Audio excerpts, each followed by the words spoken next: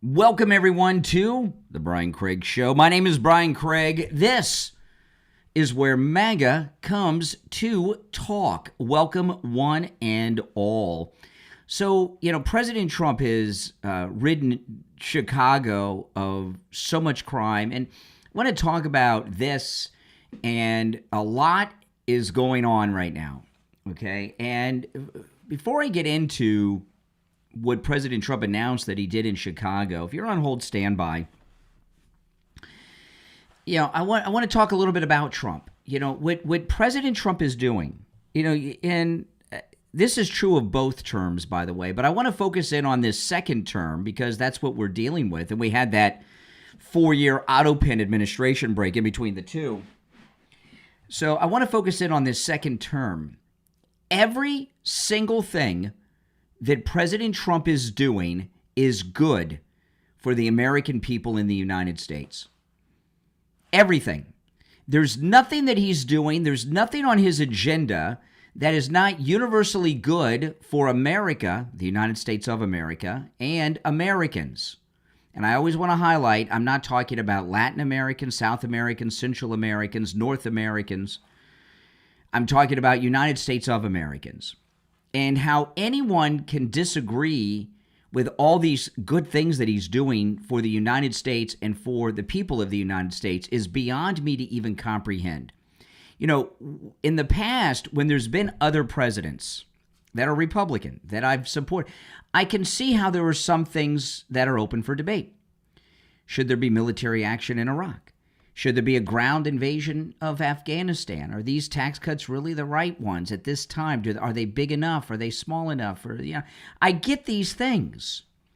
Not that I agreed with the left or disagreed with the Republicans, but I can see that there's a debate with what the president is doing.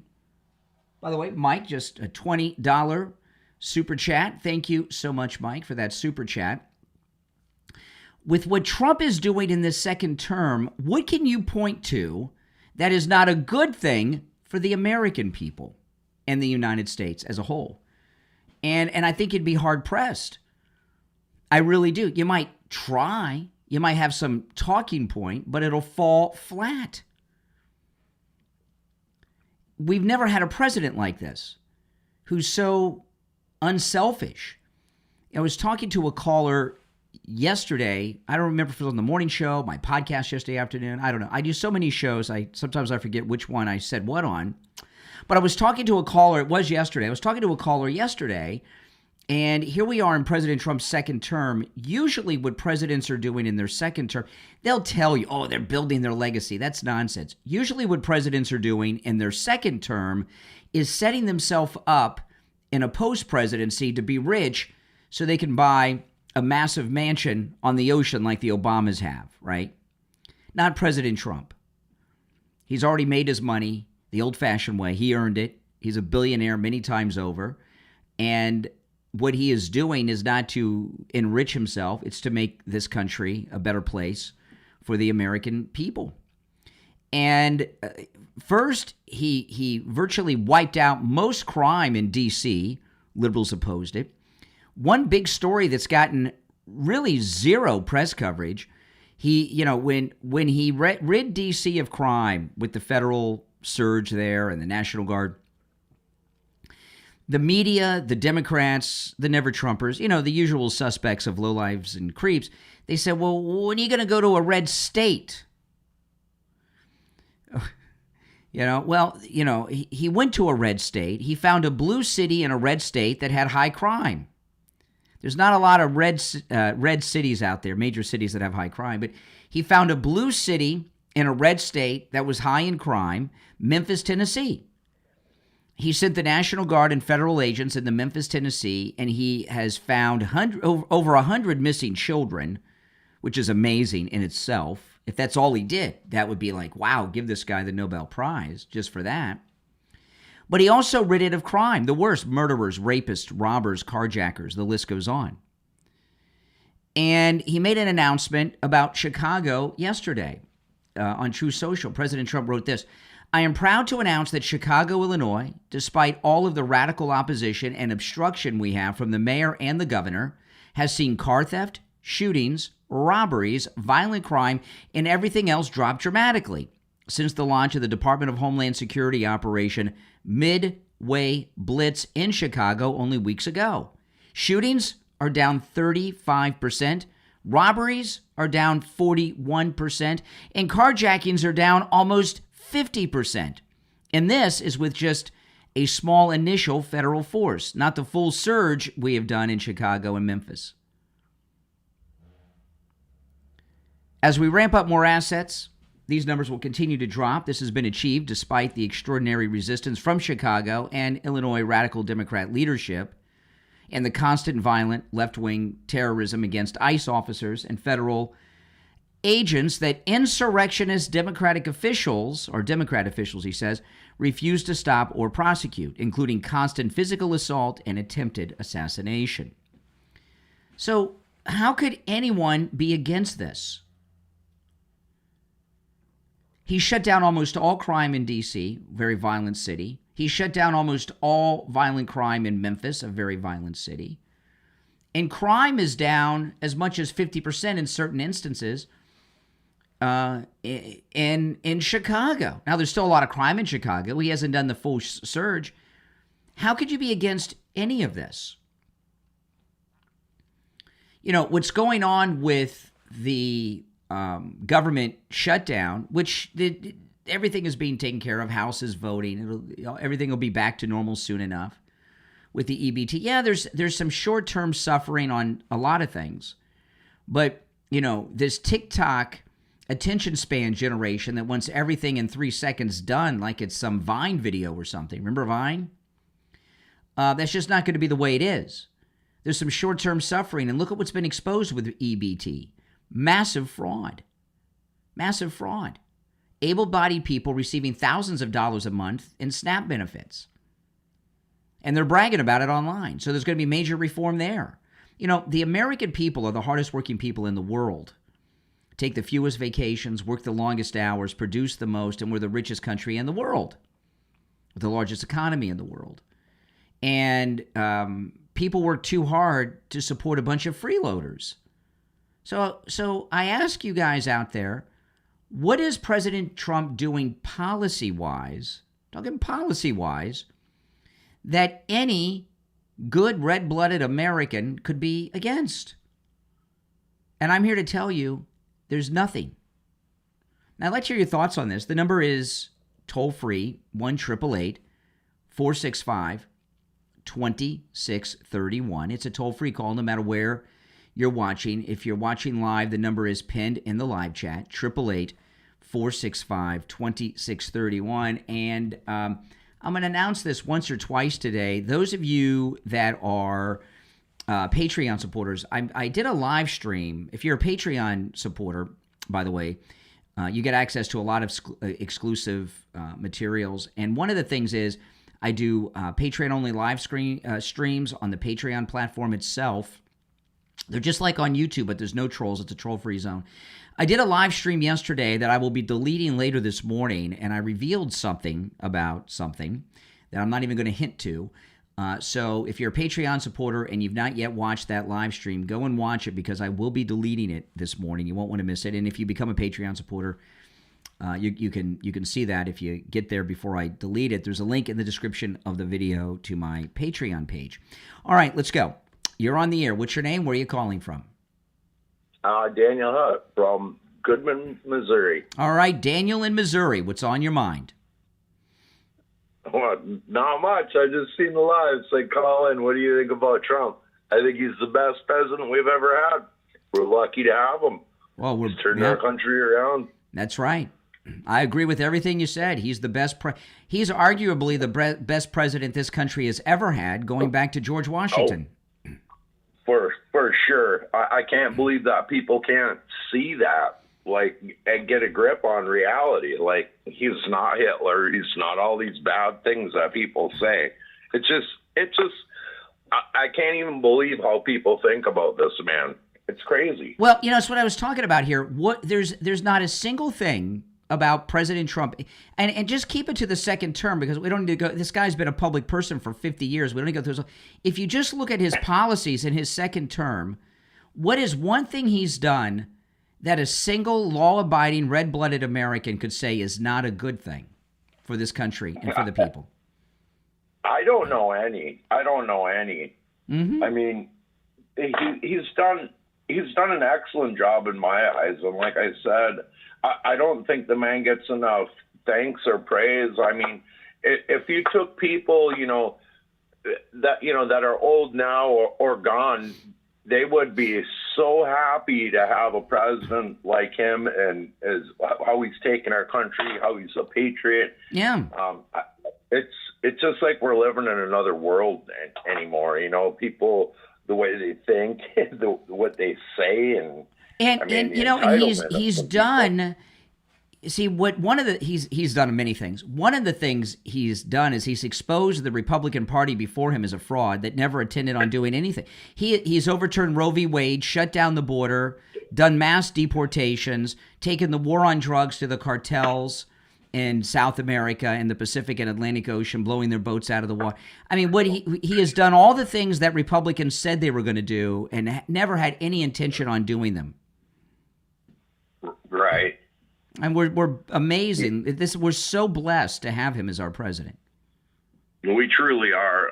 Like I said, I wish everybody could see that. Like, it amazes me that, we're full of a world of, smarter people, but it's like I don't know. I can't even explain it. Just, he's a good president, bottom line. It's not a second thought about it. I mean, no, I don't know. Not at all. Well, hey, listen, welcome to the show, and make sure you subscribe, all right?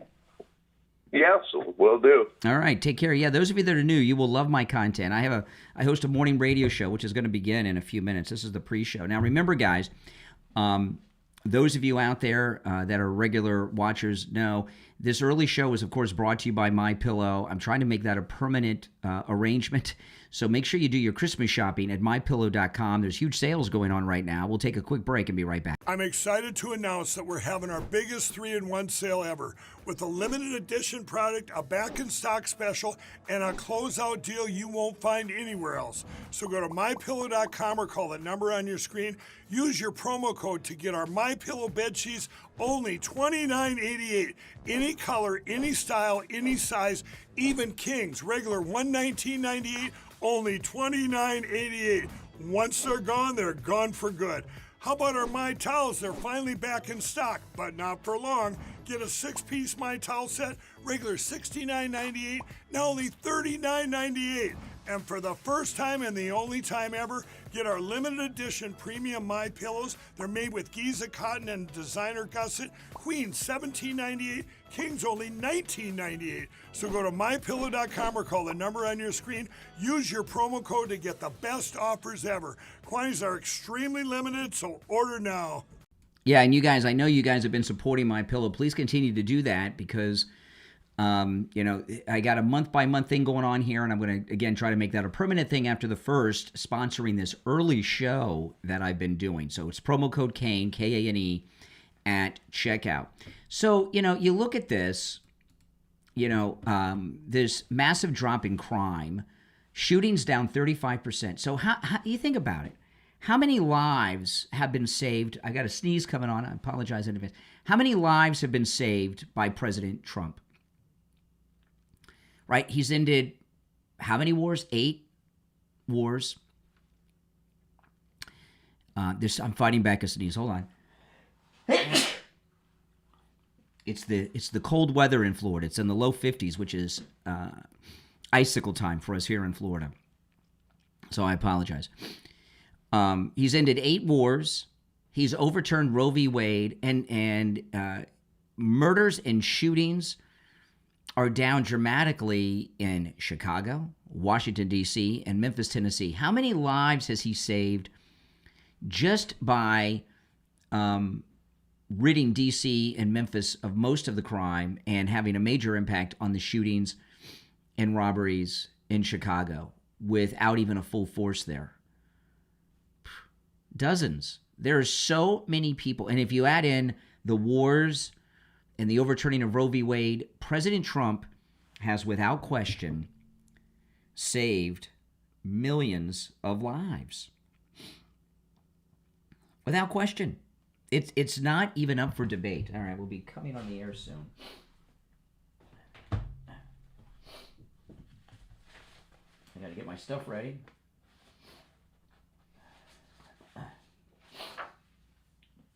This weather, and that's why I say, who could be against any of that? Crazy people, anarchists, lunatics, the mentally ill.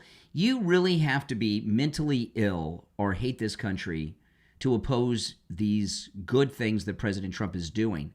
And, he's ridding these blue cities of crime. Why should any American be living in a city where criminals are running it?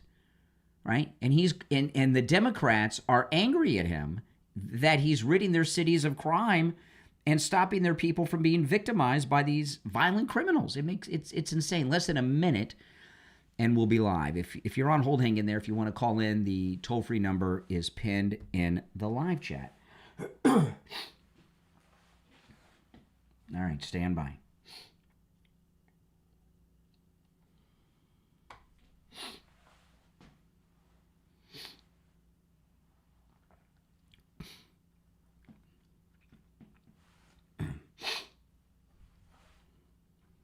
Can't believe it's Wednesday already.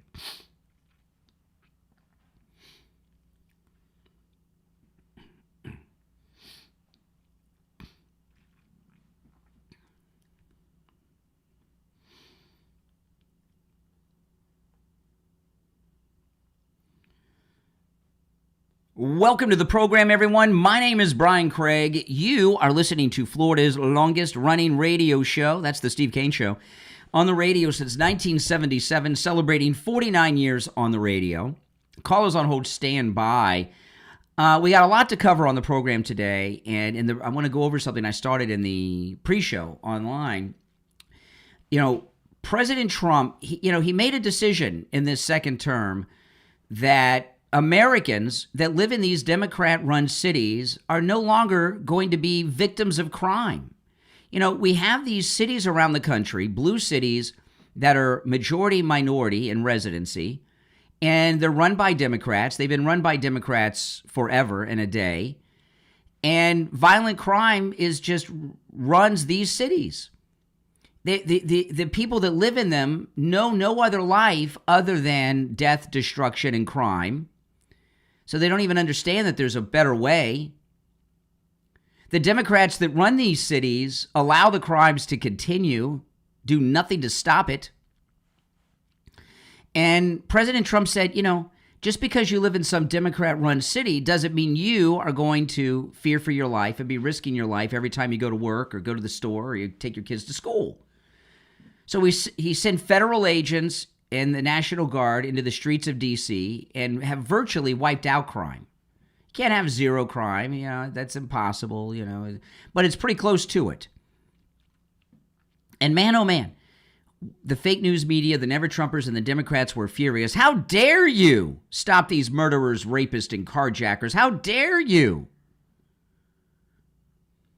And then after they were mad at him for doing it, then they said, well, why don't you go into some red city where there's a lot of crime? Well, I don't know any red cities that have crime waves going on in them. So, and that became obvious. So they stopped saying red cities and said, well, when are you going to go to a red state? So President Trump found a blue city in a red state, Memphis, Tennessee. He sent federal agents and the National Guard to Memphis, Tennessee, and it was like Chicago and D.C. so far as the crime there. He has virtually wiped out almost all violent crime in the city of Memphis. This is getting next to zero coverage in the media. They don't want you to know about it. And he sent in a small team of federal agents into Chicago through the Department of Homeland Security and ICE. And we got the latest crime stats, and the president announced them on Truth Social yesterday. So let me read this. This is President Trump's post to Truth Social. By the way, welcome everyone. If you're on hold, stand by. If you'd like to call in, the number is toll-free 888-465-2736. 2631. 888-465-2631. President Trump posted this to Truth Social. I am proud to announce that Chicago, Illinois,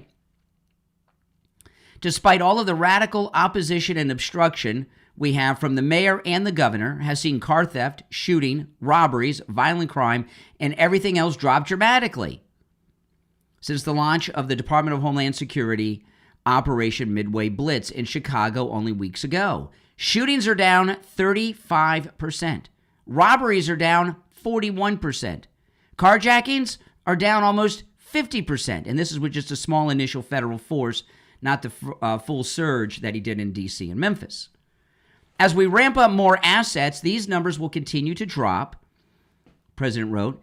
This has been achieved despite the extraordinary resistance from Chicago and Illinois, radical Democrat leadership, and the constant violent left-wing terrorism against ICE officers and federal agents that insurrectionist Democrat officials refuse to stop or prosecute, including constant physical assault and attempted assassination. That's the end of the post.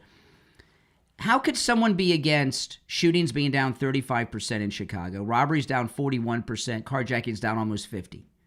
How could anyone be against that? Why would you be against that? This is amazing. None of these are getting the proper news coverage. You know, the crime wave wipeout in Memphis, I haven't even seen in the national news. I've read some stories online. I've seen people in Memphis that live there post on X and talk about it, but I haven't seen a national news story about it. They don't cover anything in D.C. involving crime unless there is a crime now, right? And this story in Chicago is getting no coverage. Very little coverage. How could you be against this? You know, no American should live in a crime-infested city.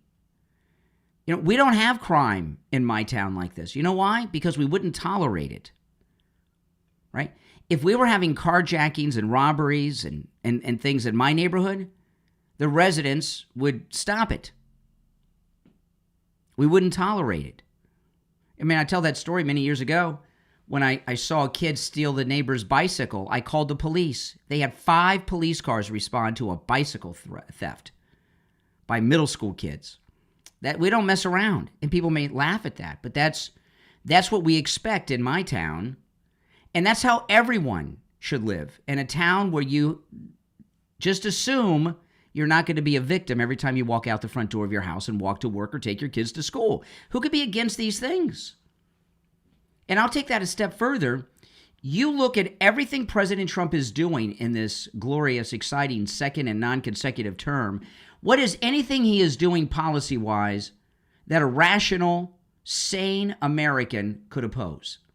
I'll take some calls here. Our number is 888-465 wrong line, 2631. You're on the air. What's your name? Where are you calling from? You're on the air. Once, twice. All right. You missed your chance. You're on the air. What's your name? Where are you calling from? Down from Texas. Yay, Texas. What's on your mind? Hey, man. Good morning. Hey. How are you? All right. Hey, I want to tell you. I don't know if you saw, any of your listeners saw yesterday what Barack Obama did yesterday when he greeted the veterans on the plane, and they were so happy to see him. And he saluted. They all saluted him. He saluted them back. He shook their hands when they got off the plane. So what does that mean to you? What's the importance of that? So what? A celebrity unannounced gets on an airplane and people get excited? A former president got on a plane and saluted veterans for Veterans Day yesterday. Whoop-de-freaking do. Okay, so you think that's wrong? I don't think it's important. You know, here. Yes, it is important. Right now, I want you to think about this. He's building this phallic symbol of a presidential museum in Chicago. What's he done for Chicago? President Trump, carjackings are down 50%. Shootings are down 35%. What has Obama done? What is Chicago? Yeah, he's sending federal agents. Shootings are down 35%. They didn't need them because the Chicago police should have did their job. So President Trump is saving black lives in Chicago. That doesn't matter. He He don't. I almost said a word, but he Barack don't care about Obama black getting on a lives. He don't commercial care. jet, that's important to you? What's wrong with you? No, what's wrong with you if you don't feel that as President Trump has saved dozens of black lives in Chicago, Memphis, and Washington, D.C., and you're excited about Obama getting on an airplane? Trump doesn't care about black lives. Well, he's saving them. He's saving them, not Obama. What black lives did Obama save? I'm trying not to cuss on this radio. Well, don't so you won't cuss. have to cut me off. Don't cuss. But I'm tired of you sitting up there. Trump doesn't care about black lives. He doesn't care about what's white more? lives. What's He doesn't more care important? About nothing. What's he more? doesn't care about nothing but What's making more money important? for him. What's more important? Sitting in federal agents and having shootings down 35% in Chicago, or getting on a plane with some veterans for a publicity stunt? Which is more important? They both were important, Brian. Stopping people from getting shot and killed is equally important to getting on an airplane and waving. You are out of your mind. By the way, if you are. Mm-hmm. You come here every morning. A celebrity greeting, a celebrity. He's a celebrity greeter, and that's equal to saving lives. Of the United States. So you say Trump is a celebrity too. You are mentally ill. You are mentally ill. No, I'm not. You're mentally I'm not, ill. Brian. And How can you equate a celebrity greeting on an airplane to stopping people from getting shot? Barack Obama was the former president of the United States of America. He got on a plane yesterday and greeted veterans. Tell me his greatest accomplishment as president, Obama. One of the greatest accomplishments? His greatest. The greatest accomplishments, he had so many, I'm not going to even name them for you, brother. Pick one. Just pick one of his accomplishments. His greatest. The one that Trump is trying to get rid of now because he can't stand You can't even Barack. think of one. Here, President Trump is saving black lives in blue cities. Every day. He doesn't kill. Brian, you call him cuss. Every day, there's a person who's not shot or killed because of Trump in a blue city. And you can't think of one thing that Obama did. Get off the phone. Get off the phone. Obama has 0 accomplishments. Oh, my goodness. That is really sad, isn't it? Is that not a sad man? I think that's a man. Yeah, it's a sad man. I'm looking at this article. Listen to this. New York Post. Florida locals are rushing to buy homes before the New Yorkers who are fleeing Mamdani's New York flood the market. Oh, my goodness. The Wednesday after Mamdani's victory, waterfront homes that might normally linger through Thanksgiving were instead moving into contract fast. This is the New York Post. Condos that had sat through the summer heat suddenly found themselves with multiple offers. The buyers are not hedge fund partners fresh off a flight. They're Miami, Boca, and Palm Beach residents who believe they had one window left before the New Yorkers come down here. Listen, real estate is hot. The New Yorkers are coming here. The locals are buying. Real estate is hot. This may be the hottest time in Florida real estate we've ever seen. Our newest sponsor here on the program is George Colony. I've known him his whole life. He didn't know me, but I've known him because he's been in real estate for decades. I've seen his name all over town my whole life as I grew up here in South Florida. Give George Colony a call. By the way, if you want to find out the value of your home, you want to list your home, you want to rent a home, any type of home, or you're looking to buy or rent, he can help you too. Give George Colony a call. And if you're coming from out of state, he can help you as well. This number rings directly to George Colony's cell phone, so you can call or text 954-801-7320. 954-801-7320. That's 954-801-7320. Give George Colony a call. My name is Brian Craig. It's the Steve Kane Show. We'll be right back with your calls. You're on the air. What's your name? Where are you calling from? Good morning, Brian. It's Frank from West Palm. How you doing here? All right, Brian, Frank. you were absolutely correct. LaPorta Roofing was amazingly phenomenal. They just completed my roof last week, and LaPorta Roofing was superb in all ways imaginable when installing the new roof on my residence. Tom LaPorta meticulously spearheaded the entire project from inception through to the finalization of the assignment. Tom handled all the paperwork involving city permits, inspectors, and my community HOA. He was always available, ensuring me that he had my back in all phases of the project. Additionally, Tom, Scott, and Dan, and the entire crew were very well organized with the plan, consistent with all policies and procedures, and craftsmanship was exemplary in all stages of the design execution. Tom, Scott, and Dan maintained continual contact with me, the homeowner, asking if there were any questions I had or anything further I needed. LaPorta Roofing is, in every respect, a stellar, 5-star, AAA, family-owned company that is a reliable, peace-of-mind roofing organization. These guys are spot on with regards to perfection, and they demand it. I remain mesmerized upon the completion of the job. My roof is a masterpiece. And one last thing before I forget, they were the least expensive quote that I received out of 4 quotes for roofing. I thank Tom LaPorta Roofing for all that they do. Wow, Frank. Well, thanks so much. Tom LaPorta at LaPorta Roofing. He covers both the east and west coast of Florida and everywhere in between. He works with every type of structure, residential, commercial, municipal, and he works with every type of roofing material. Also, don't forget, Tom LaPorta will never sell you a roof you do not need. If you need just a simple repair, he'll do it. He can also handle the job of any size, whether it's a single-family home or an HOA with over 200 units. Give him a call. This number rings directly to Tom LaPorta's cell phone, 954-604-4602. 954-604-4602. And online, LaPortaRoofing.com. Frank, thanks a lot. Thank you so much, Brian. You have a wonderful day. All right. Yes, we will be back in less than a minute on the radio. So callers on hold, stand by. This is a radio station break. And I'll go to the phones when we get back. But, you know, that last caller from Texas is let me ask you, is he mentally ill or just a racist?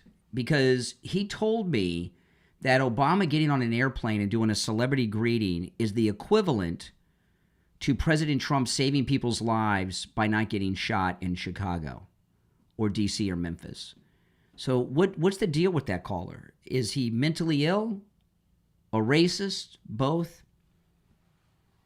The number is toll-free no matter where you're watching. This is where MAGA comes to talk. It's 888-465-2631. If you're on hold, stand by. We'll be back in about 10 seconds. I'm going to go right back to the phones. 888-465-2631. Stand by.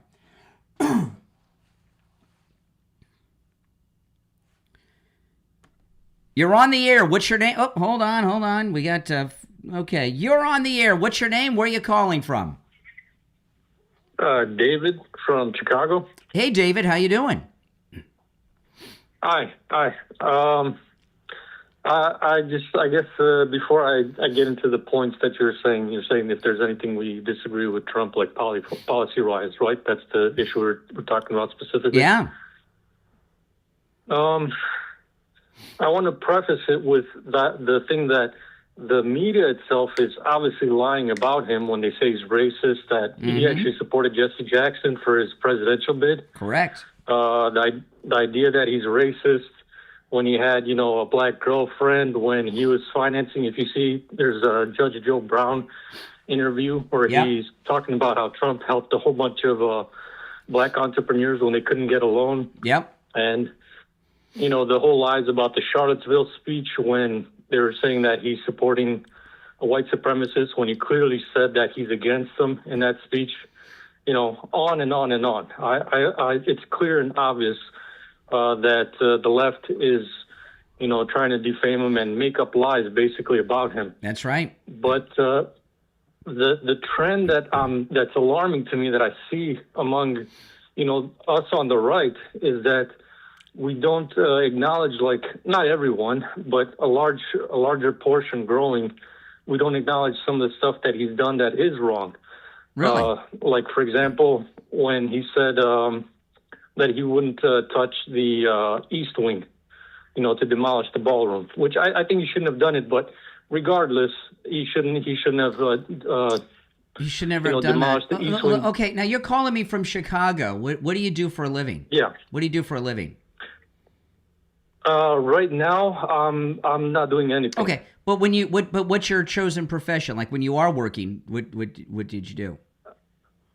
Well, previously I did hardwood flooring and then condo maintenance. Okay.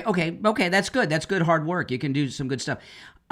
Well, you then that when a construction project is going on, things come up.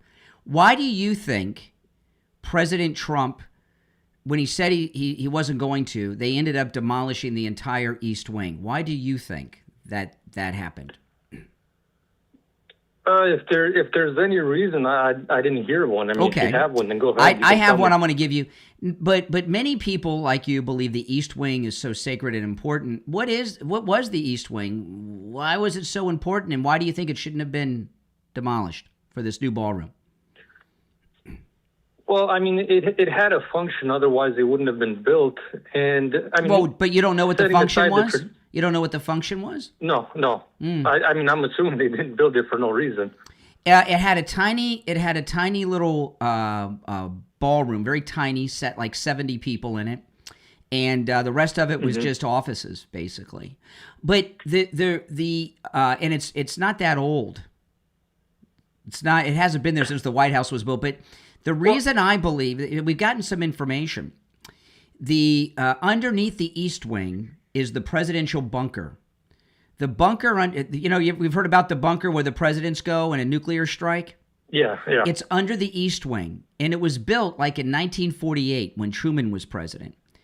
It is tiny, it is out of date and non-functional. And what it looks like is happening is the East Wing and the ballroom construction is a cover operation to build a new modern bunker that the government can operate from, that can withstand the types of attacks that exist today. We're on a war footing with Russia right now, and it's a cover. They have to tear down the East Wing to build this new bunker. They didn't think they were going to have to do it, but they had to.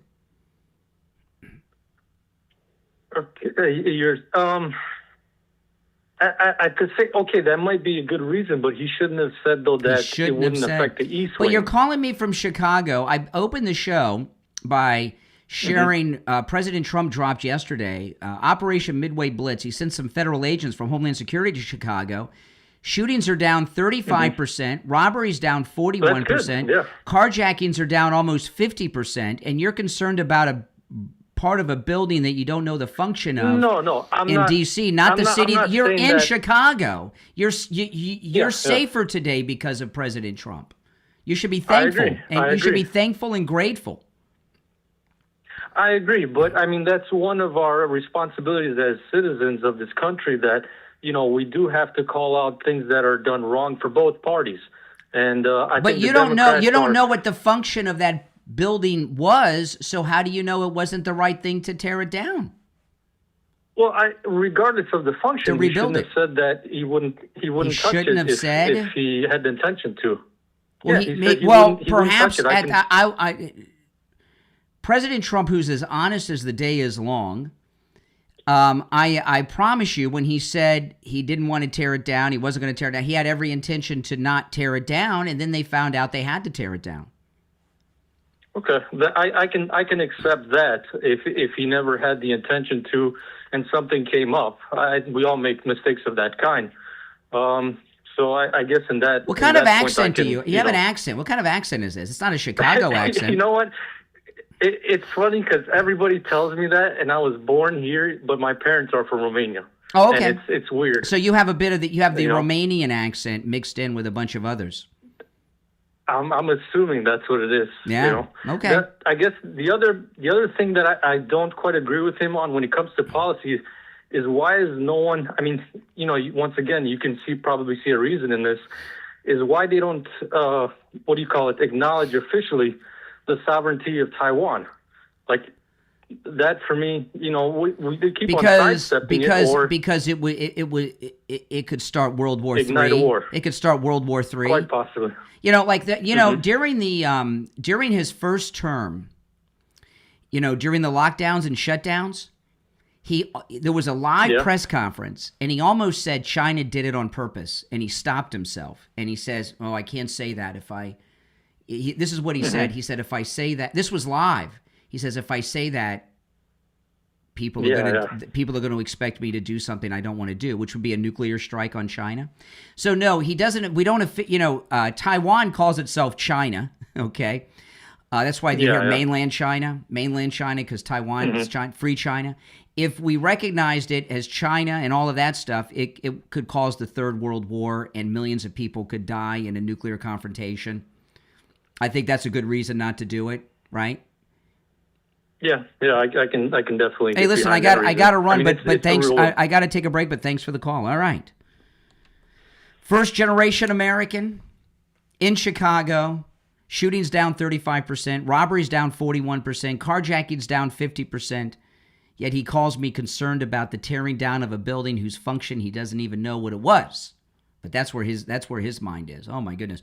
Call us on hold. You stand by. My name is Brian Craig. This is the Steve Kane Radio Show. We'll be right back. All right, I'll take a call or two during the break. You're on the air. What's your name? Where are you calling from? Yeah, good morning. This is Richie. Hey, Richie. I'm not gonna cuss. Okay, so you don't have to worry about me cussing this morning. Yeah, like that guy. That guy. He was just trying to get out of the conversation, so he was threatening to swear. So I'd have to end it for him. Well, here's the deal. I have a poll here that from Georgia. It just came out. The most important things to Democrats and Republicans, and it says it all. Crime, Democrats basically don't care about crime. It's like 1% of an issue. Republicans, it's like 12%. I have all of it down, so I don't want to bore you with it. But the most important thing to Democrats, not the economy, not crime, not anything. You know what the most important thing is to them? What? To stand up to Trump, Donald Trump, and to stop him from stopping crime. MAGA Republicans, and ahead of crime, ahead of everything. I mean, this is a poll. It's amazing. It's a poll out of Georgia, and it's AJC poll, and I mean it's amazing. They run down all the different things. There's a major difference between what Democrats think and what we think. Yeah, it's crazy. It's crazy. So you're fighting crazy people. The most important thing to them is standing up to Trump, and it showed that. It showed that with this shutdown. How can you look? He's ending crime in these blue cities at levels that no one even thought was possible, and they're angry at him. They want to. Their number one goal is to stop President Trump from stopping crime. Well, their number one goal is electing a maniac for a mayor. A maniac, who's so out of it that he doesn't know what to do. That the guy is a moron. They want to have a maniac for president too. They want to have a maniac president, maniac Congress people. They just want to have maniacs running everything. The whole party is full of degenerate, and I'm going to say it because I don't care if they call up and say I'm a nut job. The guy from Jersey is a degenerate. Jay from Jersey. Renee from Harlem is a degenerate. Yeah, they're all degenerates. Yes. They're so sick. You're correct. In their mental capacity, and they're not informed. That's the most important thing. All of these things are true. Anything. Yeah, all of these things are true. They don't know what's going on in the country. All right, Richie, I gotta move on, but I appreciate the call. Take care. Thanks for the info. If you're on hold, stand by. It is Medicare open enrollment period. The one time of year you can make changes to your Medicare policy. So if you're a Medicare recipient, call Chapter. The number's in the description of the video. It's also on your screen, 805-754-3033. They can help you no matter where you're located in the United States. They cover all 50 states. They'll review your policy. It costs you nothing. When you call the number, you're going to get a live agent on the phone. So, you will. So if you've not heard back from an agent or, even if you're happy with your policy, give them a call. Nationwide, a lot of companies are pulling out of Medicare altogether. So you want to make sure your policy is still in effect. You know, the average chapter client saves $1,100 a year on their Medicare. That's right. And millions of seniors aren't even receiving their full Medicare benefits. Call Chapter 805-754-3033. 805-754-3033. You'll get a live agent on the phone. No matter what state you are in, they can help you with your Medicare. Remember, when open enrollment's over, that's it. Can't make changes. You're stuck with what you got. 805-754-3033. Call us on hold. Stand by. We'll be back in less than a minute.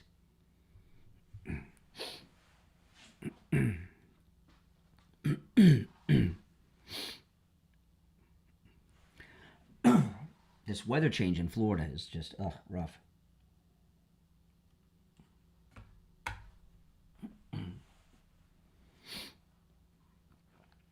$20 seconds.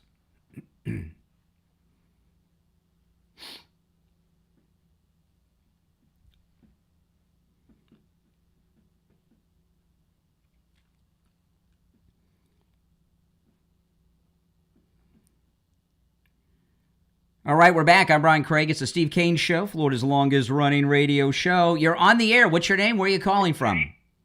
This is Mike from Louisiana. Hey, Mike. You know, think about this. The president's policies have largely turned the people of Chicago against Brandon Johnson. Yeah, I agree with that. No doubt about it. Hold on, let me answer all these lines. I lost Mike. I forgot what line he's on. Is he on this one? Is this you, Mike? Oh, boy. I got you, Mike. Yes, this isn't. Oh this boy, is me, yeah. Oh boy, don't worry. You didn't go anywhere. I heard a little anxiety there. You said, "Oh boy." No, you're right. And what's going to happen next year's election year in these blue cities? They're going to wake up and say, "Hey, there's no crime here because of Trump." And there's going to be blue cities where Republicans are going to get elected that people thought it was hopeless because Trump is ridding these cities of crime. You're on the air. What's your name? Where are you calling from? You're on the air. Once. Hi, are you talking to me? Yeah, hold on one second. Yeah, I most yes, I am talking to you. What's your name? Where are you calling from? Okay, perfect. Good morning. My name is Marilyn McConnell, and I'm calling from Arcadia, Florida, but I lived in Chicago on and off since 1986. So oh, okay. I think you were. Nobody loves President Trump more than I do. I think he is the greatest president we've ever had, and I'm very concerned, though. I don't understand why recently he said, hey, the Epstein files, everybody should just get over it. You know, why are people still obsessed with it? I think people are still upset because arrests have not been made, and it just seems there should have been some arrests made already. I'm just wondering what you think about that. First off, Epstein has been dead for how many years? How many years? Oh, many. Okay, many years. Second, before he, that was years ago, but years before that, he was put out of commission with all of his creepy behavior, right? So you're talking about these. Yeah, it's not about him. It's all the people that he was associated with. Excuse me. Hold on a second. So you're talking about a creepy ring that has been out of commission for a decade at least, right? Now, so far as the files, now you're old enough to... No, the rings aren't out of commission. Excuse me. I'm making a point here with you. So you're old enough to remember all the Kennedy assassination stuff, right? Well, I was a child then, but yeah. Yeah, okay. Well, a few months ago, President Trump released finally, all of the Kennedy files a few months ago. Do you remember what they found in them? I not specifically, no. There was nothing in them. There have been people have written. Well, Bobby Kennedy certainly thinks there are some things in them. No, not in the JFK files. There was nothing in them.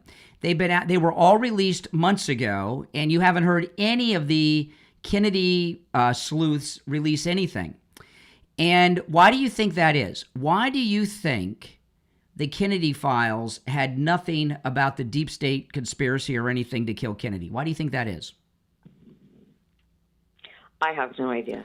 Well, criminals don't document their crimes and file them away. That's one. Second, President Trump talked about the Epstein files a few months ago, okay? And what he said was this. He said they were being used as blackmail by the government and the deep state against people, and there's all kinds of names in there that had nothing to do with Epstein. And to release all those files would slander and harm people that had no connection to Jeffrey Epstein. That's why. Oh, well, yes, you could have said that immediately. That's a decent answer. I wish he would elaborate on that. He did. He's multiple times. But what is he supposed to come out and talk about Epstein every day? I'm sure that's what you never Trumpers would like him to do. Oh, my goodness. All right, let's go. You're on the air. What's your name? Where are you calling from?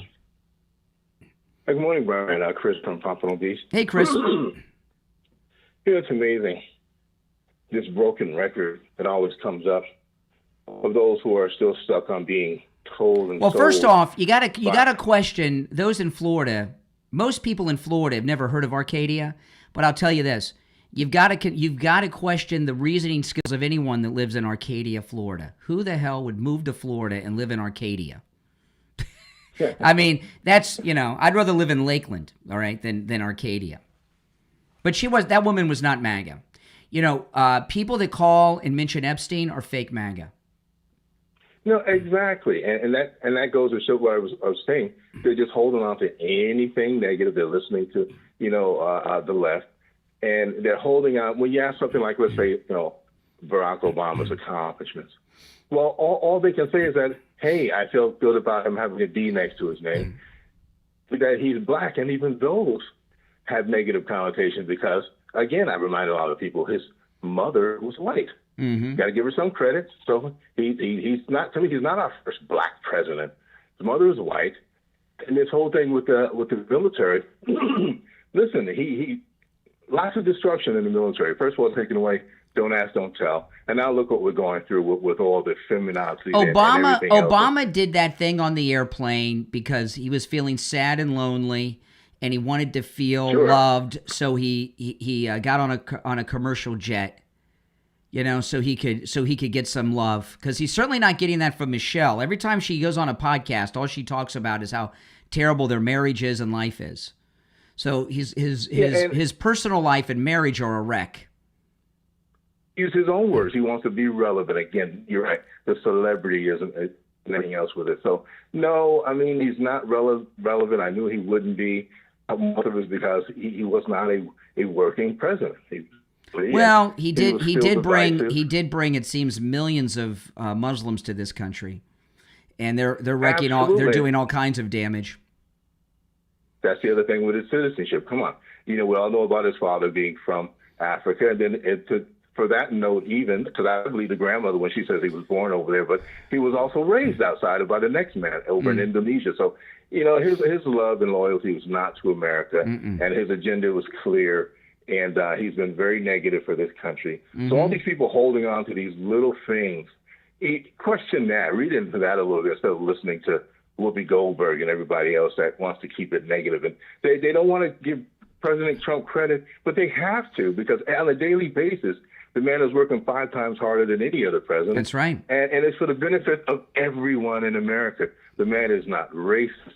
The man, he's working for everyone. So, these people are lunatics, and they really have to get over themselves. Yeah. And it's clear. And that one guy, a black Democrat, I asked him to give me Obama's greatest accomplishment, and he threatens to cuss.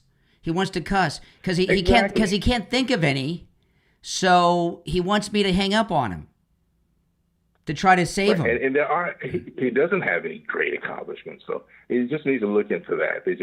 I don't know. You know what they used to say: if you want to keep anything from certain people, put it in a book. They're told and sold. They don't look for anything for themselves, but it's obvious from everything from his presidency. His big accomplishment really was this major Muslim immigration to the United States. That's in private. That's what he would probably tell you was his greatest accomplishment. What a disappointment. Absolutely. You would have thought that being the first black president, regardless of your definition, he's people view him as black. He'll always have that in history. Being the first black president of the United States, he could have been somebody. He could have been a contender. And look what he was. An anti-American creep whose legacy has very well led to this idiot mayor of New York City and the squad. Exactly. Mm-hmm. All right. It's sad, but it sure is. They're just hanging on every word of negativity out there, and that's why the Democrat Party. Stop calling them Democratic people out there. They're no Democrat. They're not democratic. They're very intolerant, and they're tearing down the country. And they call them communists and socialists if you call them anything, but don't call them Democrats. All right, Chris. I got to run, but take care. Appreciate the call. All right, you're on the air. What's your name? Where are you calling from? Good morning. This is Stephanie from the Smoky Mountains in Tennessee. Stephanie in the Smoky Mountains of Tennessee. What's on your mind? Well, a couple things. One reason I think the Democrat Party and a lot of the people are going like a little bit strange, shall we say, is they got rid of math class, basically. They give calculator to math class. Math teaches logic and reasoning capabilities. Yes, that's true. So the brain is a muscle. They have not exercised their brain. Yeah. So how easy is it to manipulate people like that? That's a good point. The second thing, I'd like to respond to the lady from Arcadia. Yes. About the Epstein thing. I actually think they're still doing some investigation. His ranch in Mexico. Now, rumor has it, I've been reading about it. I'm not talking about Epstein at all. Okay, that's just not. That's what. I appreciate the call, but that's what the Never Trumpers want us to do. Don't you get it? That's a distraction. All right. One of our regular, longtime listeners and callers, Nick in Baltimore, made a big mistake. He's in Baltimore, Maryland. He was having some back trouble, and he went and had surgery. And he called me on my podcast yesterday. He's in so much pain, and he's suffering to not get back surgery if the doctor tells them before they go see Dr. Appleton. If you have a surgery scheduled or been told you have a surgery scheduled for back pain, knee pain, shoulder pain, any of these types of things, go see Dr. Appleton. The consultation is free. Sit down with him, and he'll explain what the robotic laser wave pain treatment can do for you, and have the treatment. What do you got to lose? I have never known now this is just me, this is anecdotal, but I've known a lot of people in my life. I've never known a guy that's had back surgery, knee surgery, or shoulder surgery for pain that when they had the surgery was not in more pain. They have the surgery for the pain, they get the surgery, and it gives them more pain. And then they tell me they got another surgery scheduled or 2 more surgeries scheduled. It's insanity. And not to knock those doctors, they went to medical school and learned how to cut people open and do surgery. They don't know about the laser wave pain treatment. That's just not their training. Give Dr. Appleton a call, 954-973-0710. And by the way, if you've had surgery and are still in pain, you go see Dr. Appleton too. It may not be too late for you. 954-973-0710. 954-973-0710. Appointments are not necessary. Walk-ins are always welcome, even on Saturdays with Dr. Appleton. And online, AppletonCairo.com. We'll be right back.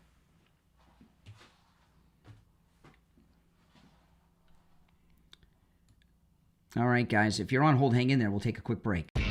Are you looking for a gift that lasts a lifetime? One that's personal, powerful, and proudly American-made. At Back 40 Metalworks on Etsy, that's Works, W-O-R-X. They turn ideas into steel. Since 2010, Back 40 Metalworks has been crafting over 200 unique metal art designs, from wildlife and rustic decor to modern wall pieces and custom creations. With more than 30 years of experience working with metal, they know how to shape your vision into into something extraordinary. Need a personalized welcome sign for your home? A company logo? A one-of-a-kind Christmas gift? Something for mom or dad on their day? Or any other day of the year? Every piece at Back 40 Metalworks is built to last, indoors or out, and every design tells a story, your story, in steel. Visit the shop online right now, back40metalworks.etsy.com. That's WORX, and view the inventory. You will be impressed. Back40metalworks.etsy.com. They turn ideas into steel. This is George Colony. I'm in the real estate business in Fort Lauderdale, Florida with Kai's Real Estate. I've been in business for 6 decades. People often ask me, what's the right time to buy or sell real estate? To tell you the truth, it's always the right time. You just need to have the right advice that you have. My cell phone number is 954-801-7320.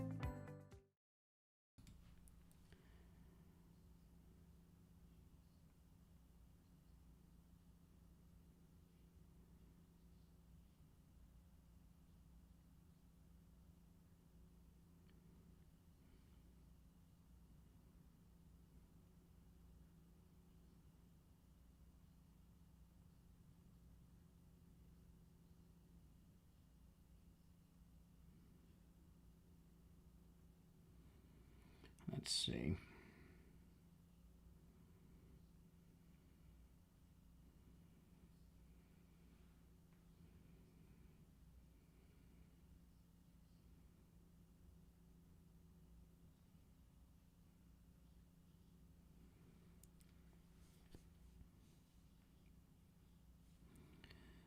Okay.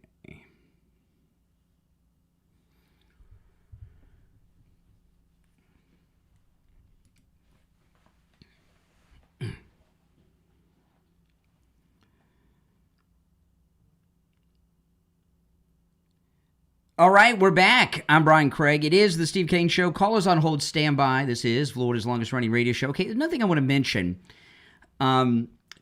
These people are having meltdowns. President Trump mentioned in passing the other day something about a 50-year mortgage. And, there's panic, and this is a terrible idea. Now, a couple things about this.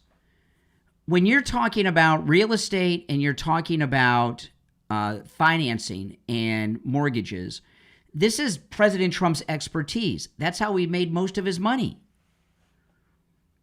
And I just don't understand why people think a 50-year mortgage is such a bad idea. Most people, either have a 20 or 30-year mortgage, but there's other mortgages you can get. There's 5 and 10 and 15-year. He talked about a 40-year mortgage, and Laura Ingraham said that doesn't exist, but it does, by the way. I didn't know that, but there's 40-year mortgages. But this 50-year mortgage, so what? With car loans, when people finance a car, it used to be either 3 or 5 years, and then they added 6 years. And there's even an option for 7 years. Now, the longer you finance, the more interest there is, and you're paying more, but your monthly payment is lower. Now, I probably wouldn't do a 50-year mortgage, but I don't understand why people are having such meltdowns over this 50-year mortgage. It's not a requirement.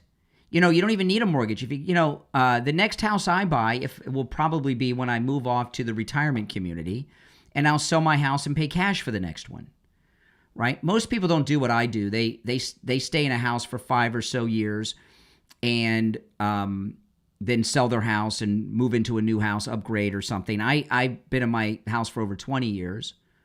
Most people don't do that. Some do, but most don't. And people, when they do financing, like car financing, okay, somebody gets a 6 or 7 year loan. On a lot of cars, maybe that doesn't make sense. But, the reason people buy new cars most of the time is reliability. They need to have a reliable vehicle to get them to and from work. That's when you buy a new car, that's what you're paying for, reliability, right? And the reason someone would finance for 6 or 7 years, which I wouldn't be my first choice, but people do it, is to get the payment lower so they can afford a car that's reliable. But it's still an option. You're not required to do it. Same goes with this mortgage thing. the 50-year mortgage. Whether it's a good idea or not, it's not a requirement. You can still get a 5, 10, 15, 20, or 30-year mortgage. You don't have to get the 50-year mortgage if that becomes possible. And I think the outrage over it, it's just Trump derangement syndrome. That's all. You're on the air. What's your name? Where are you calling from? Good morning. How you doing? This is Maria from Florida. Hey, Maria. Hey, how you doing this morning? I'm doing great. How are you? I'm great. Instead, I want to knock somebody side of the head, but no, I'm just playing. Yeah, I know what you mean. It's frustrating listening to these people. I know.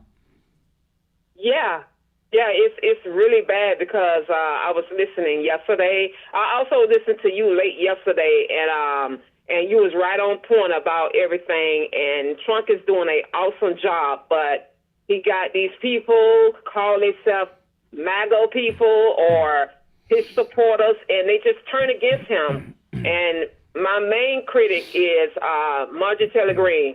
That woman, she irks my nerve.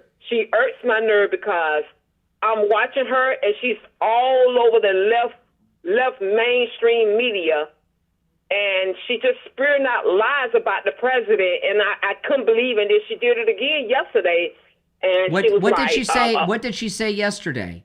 Was she responding to President Trump's criticism of her, that comment, or was there something else? No, that one, and she was like, well, no, he's not telling the truth. The price is not down. Everything is so high. And since he's been elected, everything went up, and Obama subsidies need to be approved, and we have to do it. Let me tell you, some will think this is sexist, but women can be very difficult in the workplace. And I'm going to tell you, there was Bobby Kennedy was talking the other day about something to do with the taking certain warnings off of the female hormones for menopause. Right. And, I personally believe that menopause is one of the number one causes of divorce. Okay? Oh, of course. And I'm not trying to be funny or sexist, but, right. You know what I mean, because you've been through it, or, and women. Yeah. When women are going through menopause, they're not rational a lot of times. And they say and do things that it's like insanity. And this new thing Bobby Kennedy's doing will save a lot of marriages and a lot of misery in general. Maybe this is what's going on with Marjorie Taylor Greene. I don't know what's going on. Is it menopause? AOC, and I've never, she's not a great source, AOC, all right? But AOC said last week or the other day, she said, and this could be gossip in Congress, and there may be some truth to it. She's in that circle. She said Marjorie Taylor Greene's upset with President Trump because he ended her dream of running for the Senate. She wanted to be the senator from Georgia, and he stopped that, and she's angry. But it could be that and menopause. She's the menopausal age. Yeah. But you know what? I honestly, I've been watching it, and ever since she did that press conference with the with the Jeffrey Epstein story, because I wouldn't call it a hoax, but I call it a big scam. Yeah. You get what I'm saying? Yes. And ever since she did that, I had a problem with that. I had a big problem with that because me being a woman, I can tell you right now, you don't come out like that and do a press conference if you're a victim. So my thing it is that I looked at, she played a game and she hanging around the wrong people, and she is hanging around the Democrats. Well, I'm not ready to dump her yet because I'm waiting for her to be redeemed. When Bragg arrested President Trump, she flew to Mar-a-Lago and traveled with him to New York. She's always been good to us. I don't know what's going on now. The menopausal, and I'm not trying to be funny or sexist. I'm not. That could be a factor here. It really, truly could. Well, yeah, because she just went through a divorce, right? So, I mean, that can be one of the main reasons why that she's having this mental crisis, because that's what I call it. I wouldn't go against her now, but I'm just saying, I'm watching it, and I'm reserving everything, and I'm saying to myself, oh, my God, come on, are you kidding me? Because I think she's one of the biggest one of Trump's best supporter that he ever had. And I think she just, it's for some reason, it could be menopause, it could be something that's bothering her. Well, the way, let me tell you, the way she's behaving is not rational. She's just not, she doesn't seem rational to me. Yeah, true. And I don't mean going on these. There's nothing wrong with her going on The View. I don't mean that. But she's been very, very nasty towards the president, and it's just not rational. Yeah, that is true. I do believe that. I just think, at the end of the day, I just say, I hope she comes to her turn very soon, because the president, he's not, sooner or later, he's gonna blow, and I'm just praying and hope that she. Well, this is what I monitor. Okay, her boyfriend is Brian Glenn. He used to be with Right Side. Now he's with I forgot who he's with now. Oh boy, somebody can tell me. But he's in the White House press corps, and President Trump always pretty much gives him the first question. And they're getting along. So as long as President Trump's getting along with Brian Glenn, that means Marjorie Taylor Greene, she can come back. If I see President Trump give the cold shoulder to Brian Glenn, then I'll start to wonder what's going on. Right. Yeah, you're right about that. I was just concerned because the way she bashing him, and he's doing everything he can to get the country right. He can't control what the Democrats going to do. None of us can. Yes. None of us can control what the Democrats and where their mindset at. And like now, when I was looking at it last night, they trying to make a fight in Congress to passing this bill to open up the government. I'm like, you guys are so crazy. Yeah. So well, listen, Marie, I appreciate the call. I got to run, but I appreciate the call. And I'll throw that out to you guys. I mean, do you agree, MAGA people, with Marjorie Taylor Greene? She's not behaving rationally at all. And that's why I say maybe it's menopause. Very well could be. She left her husband. That's true. A lot of midlife going on there. And that midlife and menopause is a crazy time for women. And for us men, too, it can be. I want to talk about Coastal Weight Loss Secret. You guys have watched my miraculous weight loss. I mean, you can really see it in my face and my neck and my chin. And I've never been on any type of weight program before. And I was a little nervous about doing it because I've never been on. And then it was so easy. No exercise, eating foods I would normally eat. That's what I was really worried about. I'm a very picky eater. I'm so picky, you guys would be shocked at the things I will not eat. But I ate foods I would normally eat through the whole process, even still today. No exercise, no shots, no pills, and it's great. No major lifestyle changes. For months now, I've been in the maintain phase. I have not gained a single ounce back. You have time to lose that weight before the Thanksgiving and the holiday party, so you look great. For the holiday season, call Coastal Weight Loss Secret and schedule your no-charge consultation, 561-247-6300. 561-247-6300. That's 561-247-6300. And online, coastalweightlossecret.com. All right, hour number 2 begins in just seconds. We'll be right back.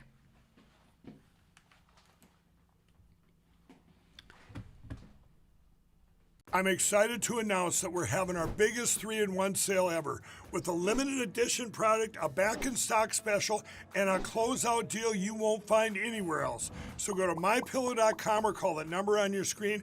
Use your promo code to get our MyPillow bed sheets, only $29.88.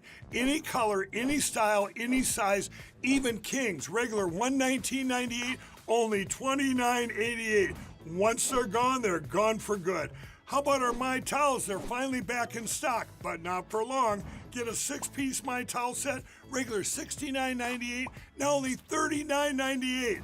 And for the first time and the only time ever, get our limited edition premium My Pillows. They're made with Giza cotton and designer gusset. Queen $17.98, King's only $19.98. So go to mypillow.com or call the number on your screen. Use your promo code to get the best offers ever. Quantities are extremely limited, so order now. This is George Colony. I'm in the real estate business in Fort Lauderdale, Florida with Kai's Real Estate. I've been in business for 6 decades. People often ask me, what's the right time to buy or sell real estate? To tell you the truth, it's always the right time. You just need to have the right advice from the right advisor. You could call me anytime because I answer my phone on the first ring. My number is 954-801-7320. That's my personal cell phone number. And I answer it on the first ring every time. Please give me a call. I'm happy to answer any question that you have. My cell phone number is 954-801-7320. All right. We'll be back shortly, guys. If you're on hold, stand by.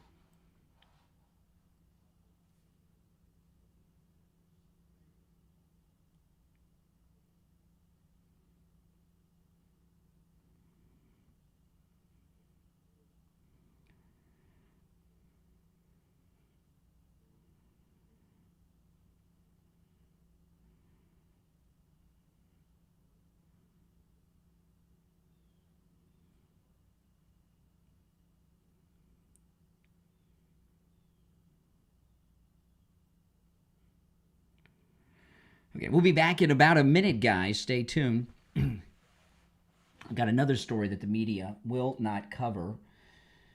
If you'd like to call in, the toll-free number is pinned in the live stream. So I was texting with the radio station.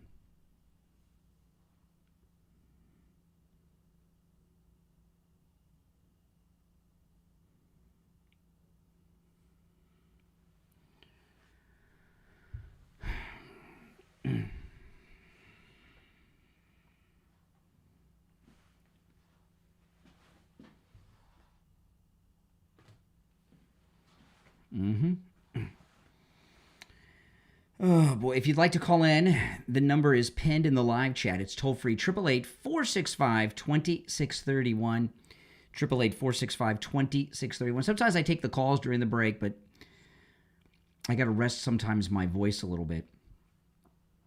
My jaws are getting tired. Okay, here we go.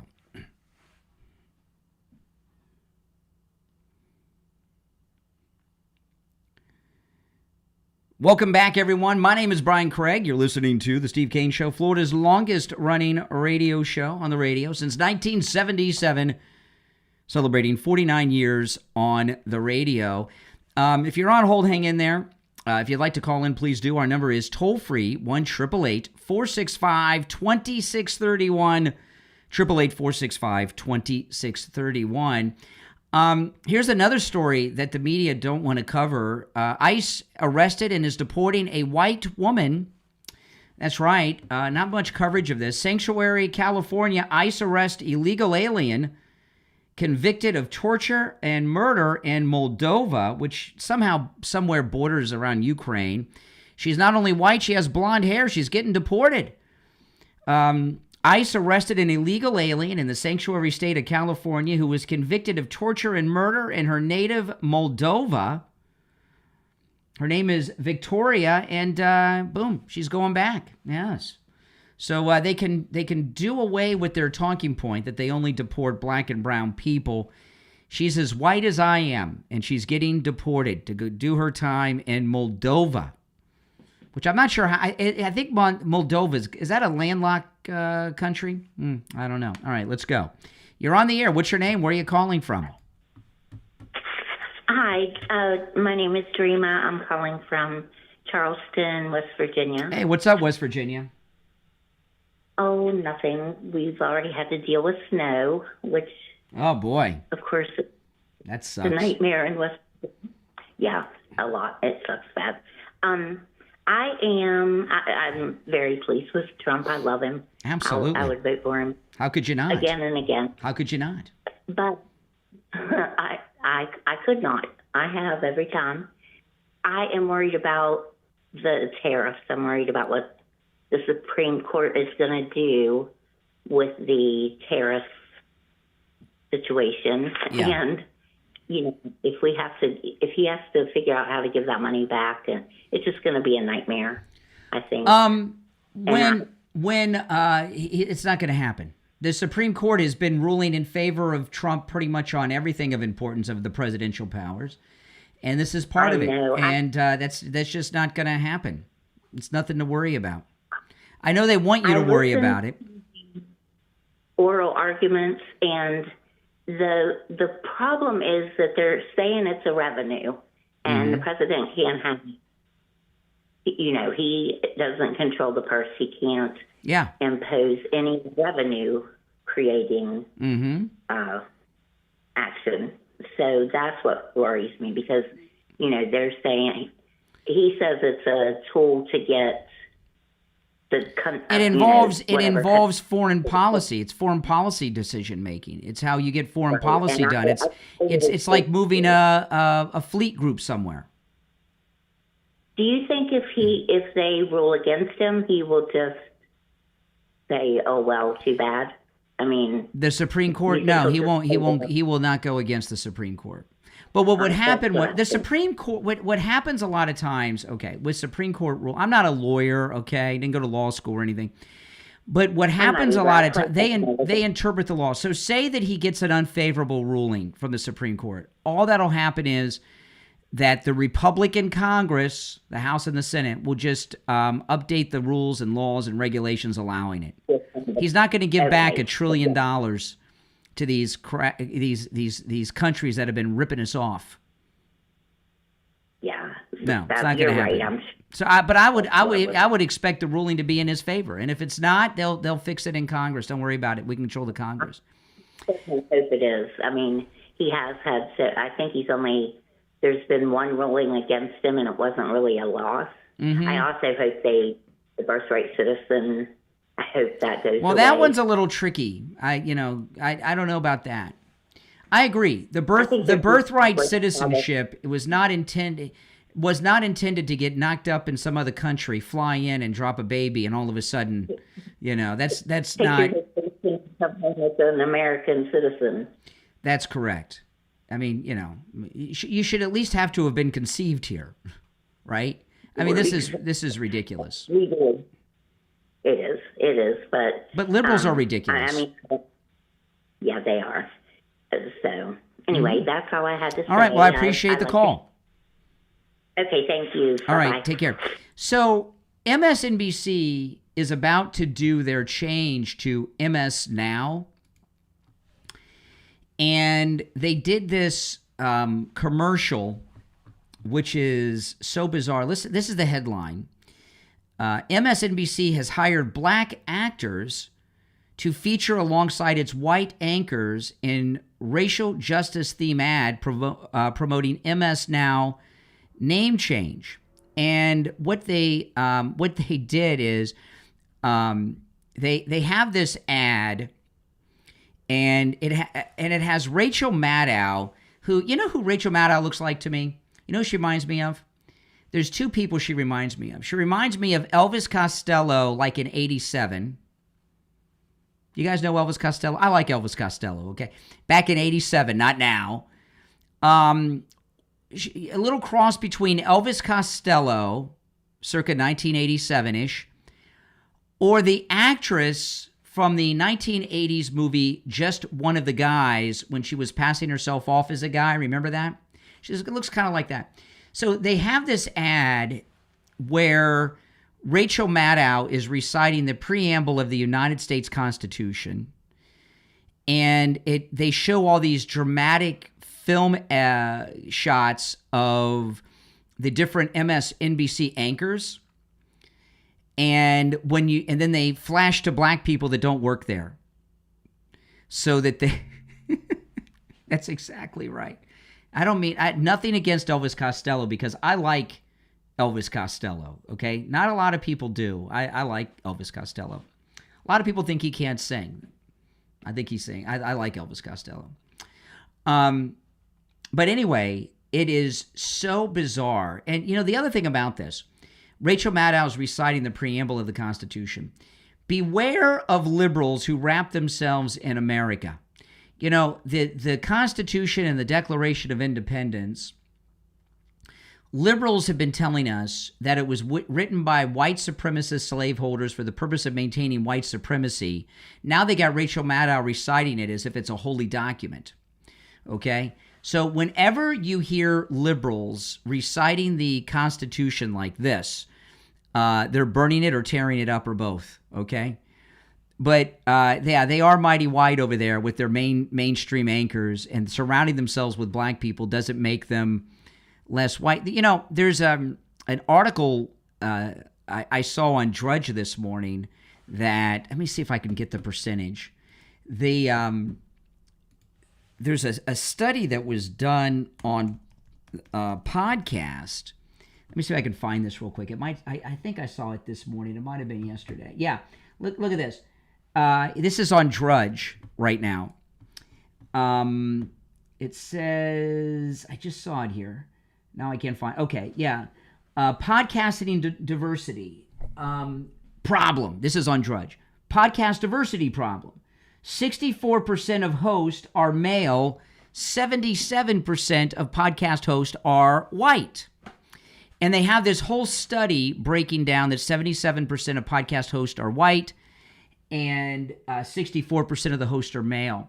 Well, you guys know I have a long-running podcast, which is very successful. And my podcast, the Brian Craig Show podcast, has very large listenership. And it's in the top 1.5% listenership-wise, in the top 1.5% of all podcasts in the world. Not in America, the world. So I've got a lot of listeners on my podcast, and I'm white, so I'm part of the problem, according to this article in Drudge. Let me tell you something. Podcasting is, it is a lifestyle. My podcast consumes so many hours of my day. You guys have no idea. I don't mind. I'm not complaining, but it's a very time-consuming, hard-working thing. And the reason that most people that are podcasters are men is because, for the most part, it requires a lot of technical skills, and, not just hosting, not just talking, the part when you're talking into the microphone, like I'm doing right now on the radio show or the podcast, that's the easy part. The technical skills, there's a lot of production that goes into it, audio production. My podcast is an audio podcast as well as a video podcast. So there's audio and video work that has to be done. I have a studio I built this weekend. I have 2 studios for podcasting at home. I mainly just use one, which is where I'm using now on the radio. But I'm building a third podcast set in my house. I'm helping somebody else put one together this week, later in the week. It's a very technical job that even requires sometimes carpentry and such.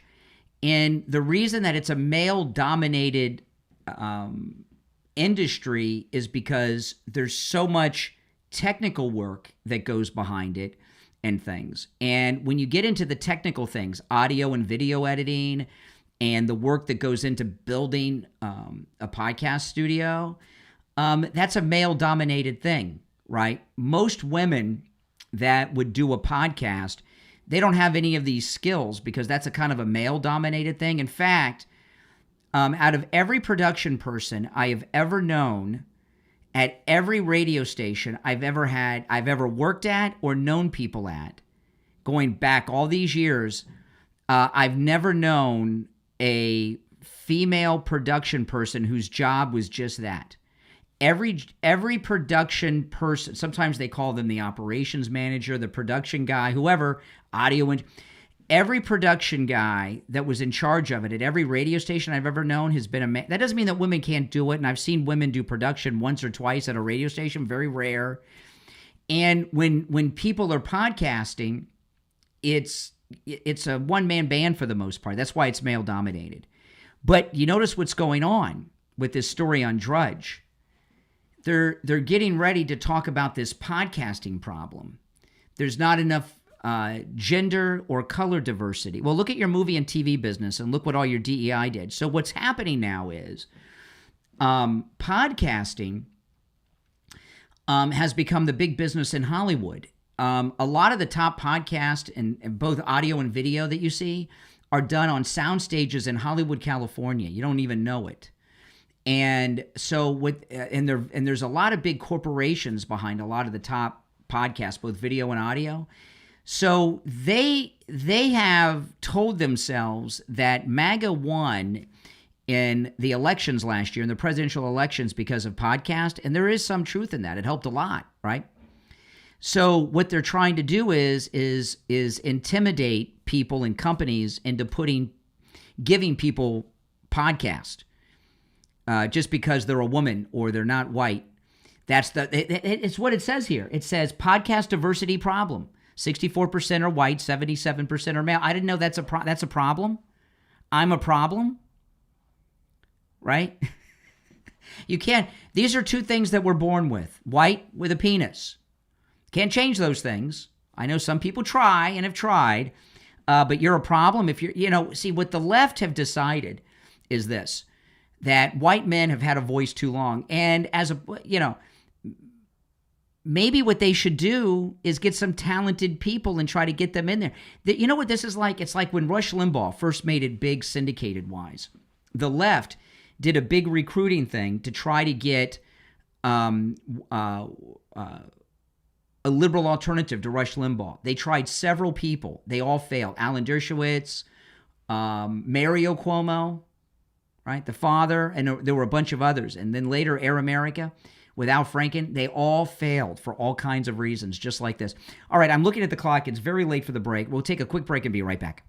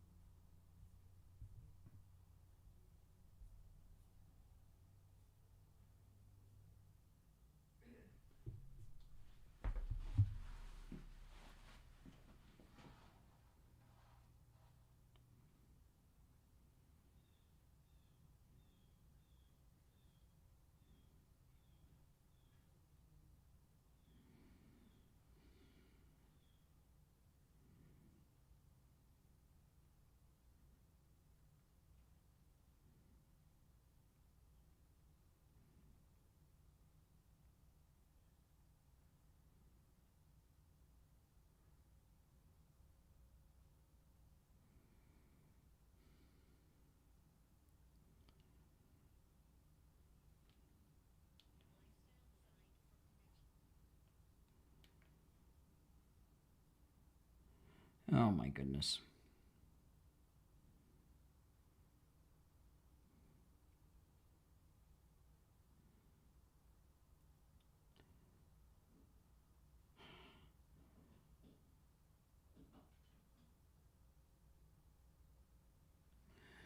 Oh, my goodness.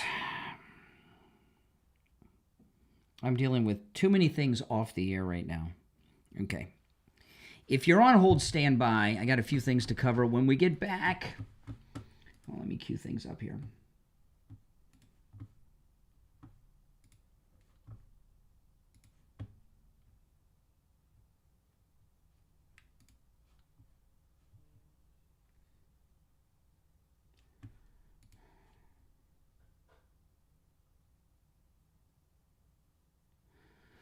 All right.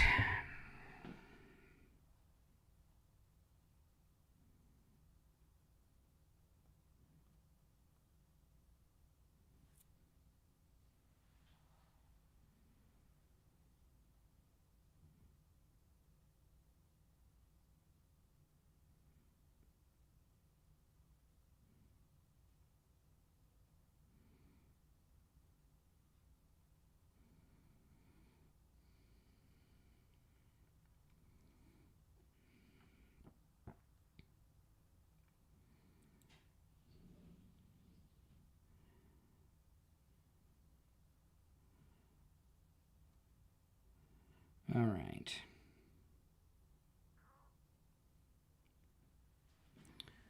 Back in 30 seconds, guys. I can't deal with... Okay, where am I?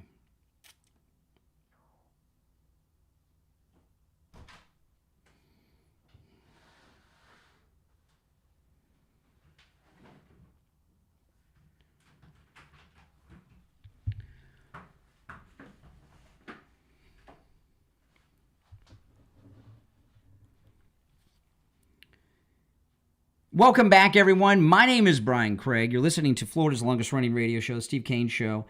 I've been covering some things today that the media just aren't covering. And this next one is, this is something we should have been doing all the time, but the media, they do not want to cover this one. And, you know, President Trump, well, they don't want to cover much of anything he does, tell you the truth. But this one in particular is amazing. Do you know that this week is Anti-Communism Week? Did you know that? It is Anti-Communism Week. And this was declared by the president and the White House. And I came across this quite by accident today. And, you know, the thing about, I know, isn't that something?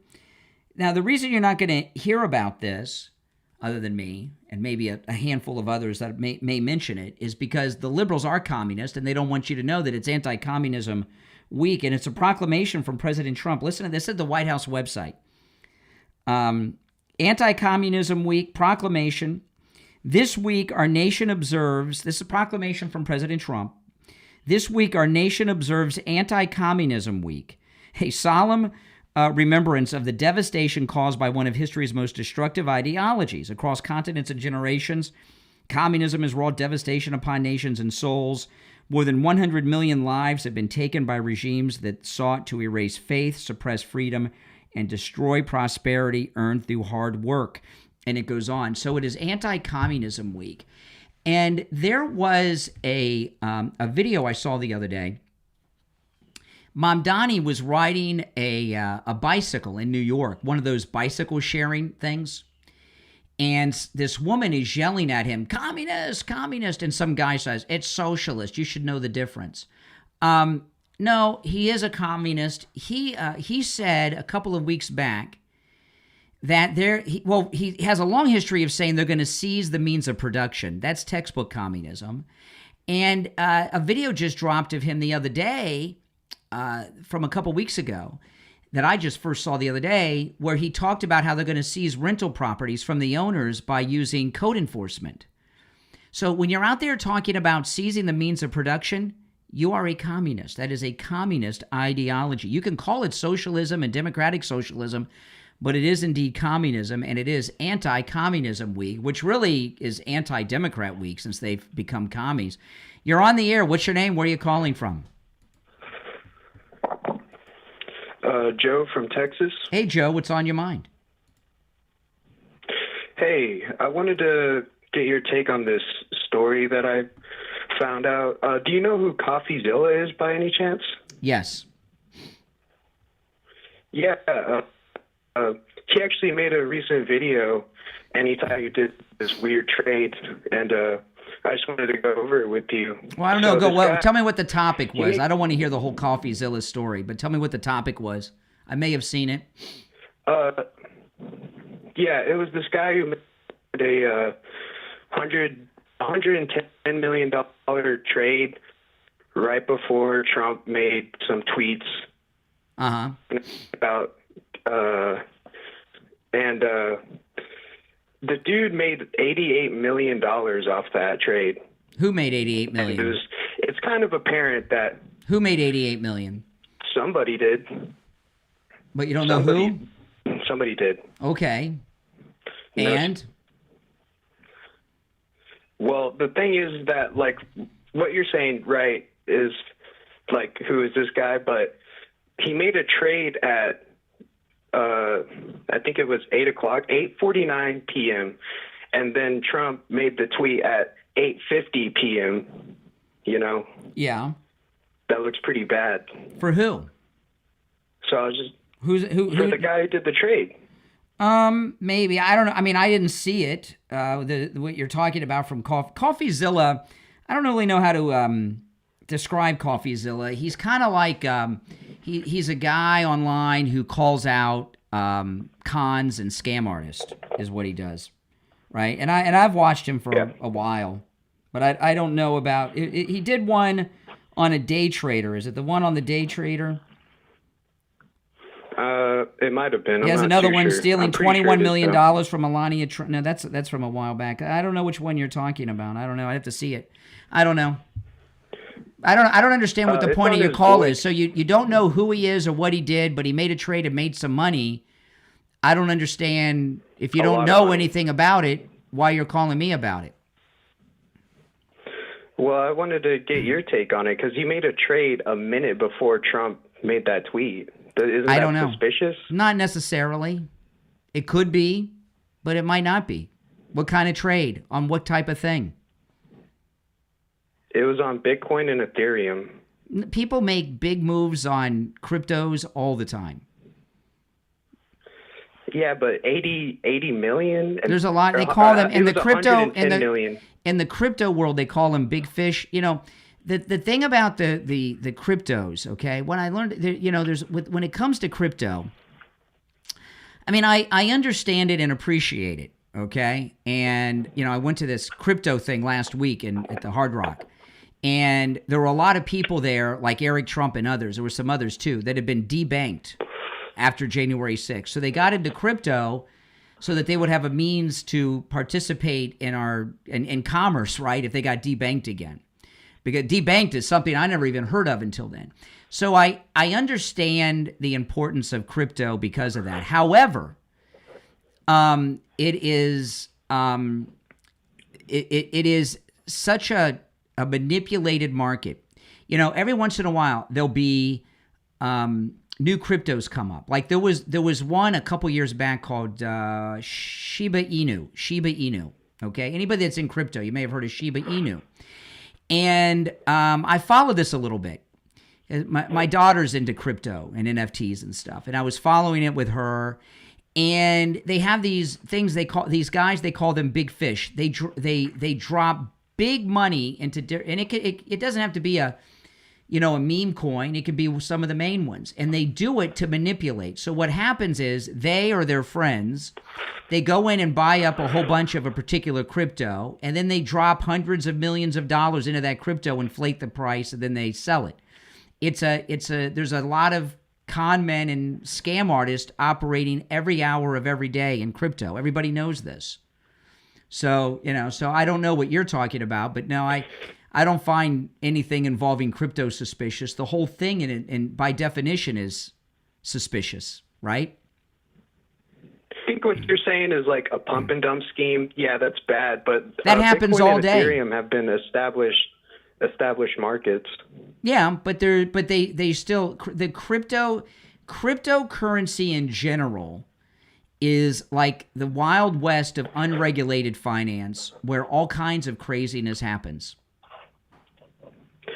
And you know this. Okay, I can get that. But the thing was that. Well, I'm going to move on because you don't even know what you told me.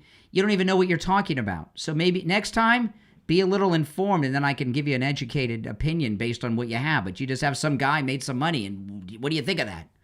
That's basically what he said. I went long on the last segment, so I'm going to take a quick break. And there's a news story on the Clintons I'm going to cover. We're going to get into that. It's Steve Kane Show. I'm Brian Craig. We'll be right back. Don't go anywhere.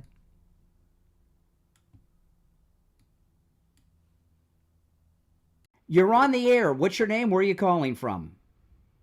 Good morning, Brian. It's Frank from West Palm. How you doing there? All right, Brian, Frank. you were absolutely correct. LaPorta Roofing was amazingly phenomenal. They just completed my roof last week, and LaPorta Roofing was superb in all ways imaginable when installing the new roof on my residence. Tom LaPorta meticulously spearheaded the entire project from inception through to the finalization of the assignment. Tom handled all the paperwork involving city permits, inspectors, and my community HOA. He was always available, ensuring me that he had my back in all phases of the project.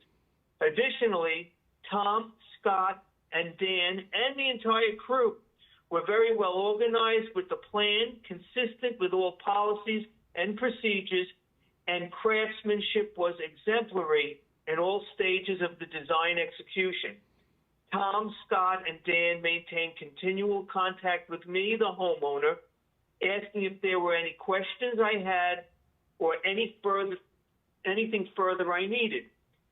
LaPorta Roofing is, in every respect, a stellar, 5-star, AAA, family-owned company that is a reliable, peace-of-mind roofing organization. These guys are spot on with regards to perfection, and they demand it. I remain mesmerized upon the completion of the job. My roof is a masterpiece. And one last thing before I forget, they were the least expensive quote that I received out of 4 quotes for roofing. I thank Tom LaPorta Roofing for all that they do. Wow, Frank. Well, thanks so much. Tom LaPorta at LaPorta Roofing. He covers both the east and west coast of Florida and everywhere in between. He works with every type of structure, residential, commercial, municipal, and he works with every type of roofing material. Also, don't forget, Tom LaPorta will never sell you a roof you do not need. If you need just a simple repair, he'll do it. He can also handle the job of any size, whether it's a single-family home or an HOA with over 200 units. Give him a call. This number rings directly to Tom LaPorta's cell phone, 954-604-4602. 954-604-4602. And online, LaPortaRoofing.com. Frank, thanks a lot.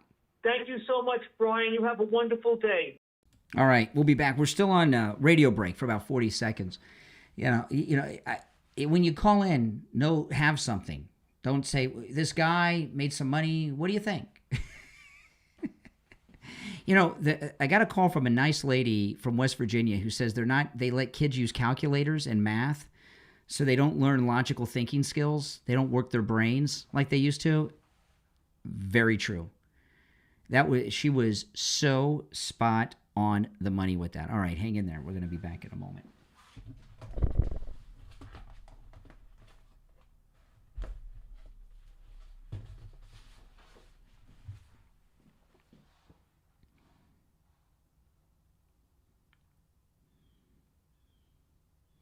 Welcome back, everyone. My name is Brian. You're listening to Florida's longest running radio show, The Steve Kane Show, on the radio since 1977, celebrating 49 years on the radio. I want to talk about Life Imaging FLA. Listen to this. This is an online review from a nice lady, Yvonne, who was over at Life Imaging FLA and had the scans done, right? I had the heart scan, had the full body cancer scan. Listen to this. This is just 2 weeks ago. Yvonne wrote this. I was thankful for the opportunity to get this scan done. It saved me a lot of problems because I found out I had a bad lung infection, which could have gotten worse. Thanks, guys. Much appreciated. Wow. Did save her. Saved her a lot of problems and maybe even saved a lot more than just problems. Life Imaging FLA, they're absolutely amazing. Now, the month of November is Men's Health Awareness Month.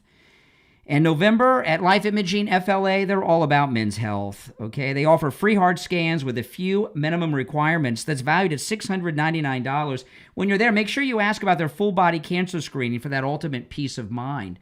I mean, look at Yvonne here. Wow, look what she found. I had the heart scan and that full-body cancer screening, And the peace of mind I have, I feel better. It took years off my life. I feel better knowing I have no cancer, no blockage, and no plaque buildup. But Yvonne found out about that lung infection. Holy smokes. You know, Life Imaging FLA, they're all about proactive healthcare. They're saving lives through early detection. And listen to this. According to the National Cancer Institute, over 4.75 million cancer deaths have been prevented through early detection and screening. This November, take control of your health. Visit Life Imaging FLA. Start living proactively. They have locations in Palm Beach, Broward, and Dade. Pick up your cell phone and call pound 250 and say free heart scan. That's pound 250 and say free heart scan. You'll be connected in seconds. That's pound 250 on your cell phone and say free heart scan. All right, let's go back to our phones. You're on the air. What's your name? Where are you calling from? Hey, it's Joe from Texas. I just wanted to say, I guess maybe I'm not the best person to talk about this, but can I at least tell you the Voidzilla video that you should watch? No, it's one call per day. One call per day. You're on the air. What's your name? Where are you calling from? Hey, good morning. It's Ricochet. How are you this morning? All right, Ricochet, what's on your mind? Hey, two things. One, Florida real estate and this Black Lives people that evidently President Trump doesn't care about anymore. I'd like to remind him how many hundreds of black people went to him looking for loans to start their business. And he said, pay them back when you get ready or when you're able to. And when they all came to pay him back, he just tore up their check because he cared so much about them to get successful that he didn't even want the money back. And now you got this brainwashed libtard down there saying that he don't care about anybody is wild. Second, real estate, I'm afraid, and I hope I'm wrong, because I lived in Florida twice, and when I moved from Colorado, it was about half the cost in Florida than it was in Colorado. We left Florida a year ago for Texas because Texas is still way cheaper than Florida, and now with this surge coming in there, we're getting people from New York as well, but it seems like most of them are going to Florida. Yeah. And the cost of housing, I think, is going to be almost as much as it is in New York. This is the thing. Okay, I'm not the real estate expert. That's why we have George Colony, who we're going to have on the show tomorrow. I'm going to talk about some of these things. Good. But my mother has a nice house in Fort Lauderdale. Okay, she bought that house in the 80s for $67,000. Okay. Right. What I pay, I'm not going to say what I paid for my house because I'm not, but I paid a lot more for my house, and my house is worth more than twice what I paid for it just over 20 years ago. Sure. So real estate always goes up in value. The house, my mother's house is different than mine, but not really too much bigger. We both live in good locations. Hers might be a little bit better because she's down by the beach, right? Closer to the beach than I am in Fort Lauderdale. But they're kind of the same house with some subtle differences, right? And I paid a lot more for mine than she did, like 20 years later, right? So prices always go up. It's relative. And so far as Florida, it depends on where in Florida you want to live. In South Florida, in Broward County in particular, where Fort Lauderdale is, these are places that are pretty much built up and built out. But there's other parts in Florida that have the pricing that they have up north. It's just nobody wants to live out in the middle of nowhere. There it is. I mean, my mother has an apartment in Sarasota. She's paying almost $3,000 a month for a 2-bedroom apartment. For rent. In Sarasota. For rent? For rent, yeah, exactly. That's for crazy. Rent, yes. Yeah. It's $2,700 a month. And, I've got a 5-bedroom house here in about 30 miles north of Houston. And, for rent, I'm paying $1,700, and it's a brand new community. First time in the house, so I mean the rent price. Well, what a lot of people in Florida do, because real estate in Florida is. This is why we have George Colony on the show. That's why he joined us this month, because we saw this real estate boom coming, and so people, people are finding out that their net worth value is through the roof because home values in South Florida are so high. So what a lot of people do, so what a lot of people do is they sell their home and move to a cheaper part of Florida. And there's a, you know what I mean? And they're loaded, and they pay cash for a I hope house. I'm wrong because, we want to move back to Florida. We miss it. You know, my wife's a beach person, and she's not big into the cowboy theme here in Texas like me and my boys are. But you know, I hope we're wrong. I hope New Yorkers does not ruin Florida. Because well, you know, if you look at Florida, okay, in Florida, we're a very red state, but there's some blue areas. Yeah. The two bluest area, well, there's 4 blue areas, okay? Jacksonville and Orlando, that's different. But the big ones are Broward and Palm Beach. And the reason that Broward and Palm Beach are blue is because so many New Yorkers have come here over the years. Right. If we didn't have the New Yorkers, Palm Beach and Broward County would be solid red. But they're blue because so the New Yorkers that flee, you know, we always tell, don't bring your Democrat registration card with you. Let's hope not. You know. I think DeSantis needs to do what we're doing in Texas, and maybe charge them a tariff to move down there. But anyway, I hope I'm wrong. I hope New Yorkers don't ruin it because we want to come back. And Trump, man, he is just rocking it. Well, it doesn't. New Yorkers don't ruin it if you're a homeowner and you're selling because you're rich. Yeah, exactly. Well, I hope to move back there again. You know, even like Steve Kane was telling. I was shocked to hear this. Steve's telling me that he's thinking about selling his house because the values are so he knows what his home. I'm not going to tell you guys what Steve's home is worth, but he told me what his home's valued at now, and I said, "Holy smokes, I had no idea." And he you know, so you know it's a gold mine. Your home's a gold mine if you own a home in Florida. If you're already down there and a resident, had a home down there, it's going to be so profitable. But here's the thing: when people come to Florida from these blue states, in particular New York, what's very high for us is still cheap for them.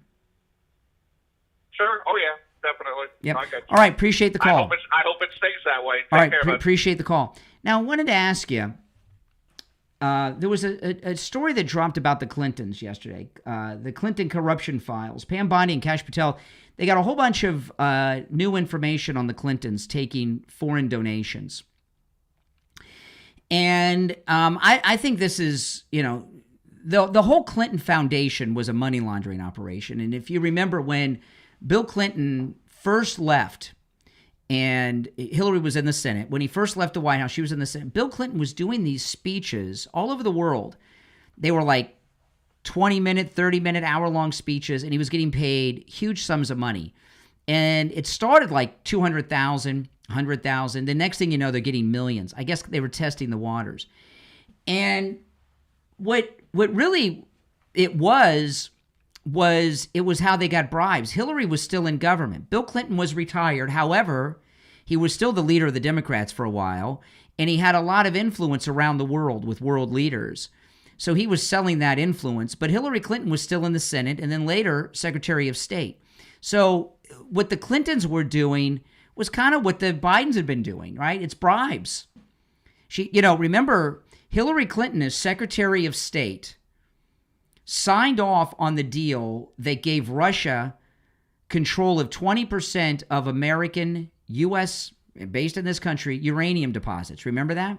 Now, they did it through a money laundering scheme through a Canadian company, but the nuclear missiles that Putin has that you're worried that he's going to use on Ukraine or maybe launch to us, how many of them are weaponized nuclear missiles with American uranium that he has because Hillary signed off on it, right? And I'm sure she did many other things too, but that's a big one. That's a bad one. And the Clinton Foundation is how they did it.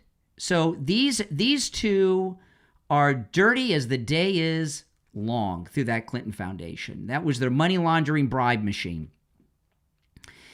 And the Clintons, I don't think they're that unusual. Now, they may have taken it to a whole new level. The Clintons and the Bidens are probably the two most corrupt presidents this country has ever seen, perhaps even the most corrupt public officials who took things to a level that can't even be imagined.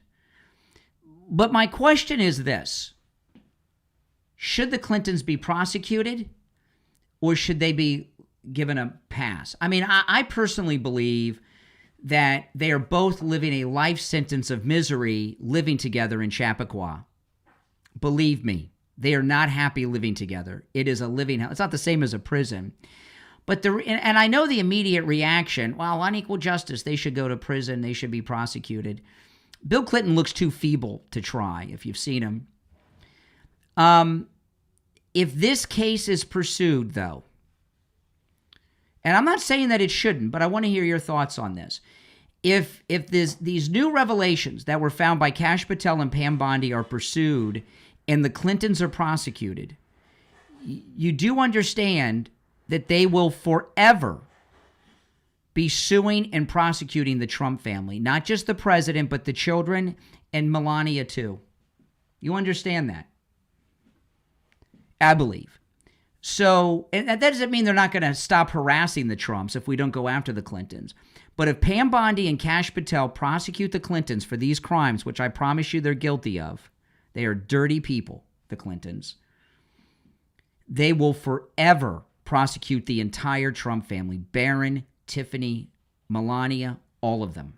And you know what? Kai Trump, too. They'll be giving her a hard time. The up-and-comer in the Trump family.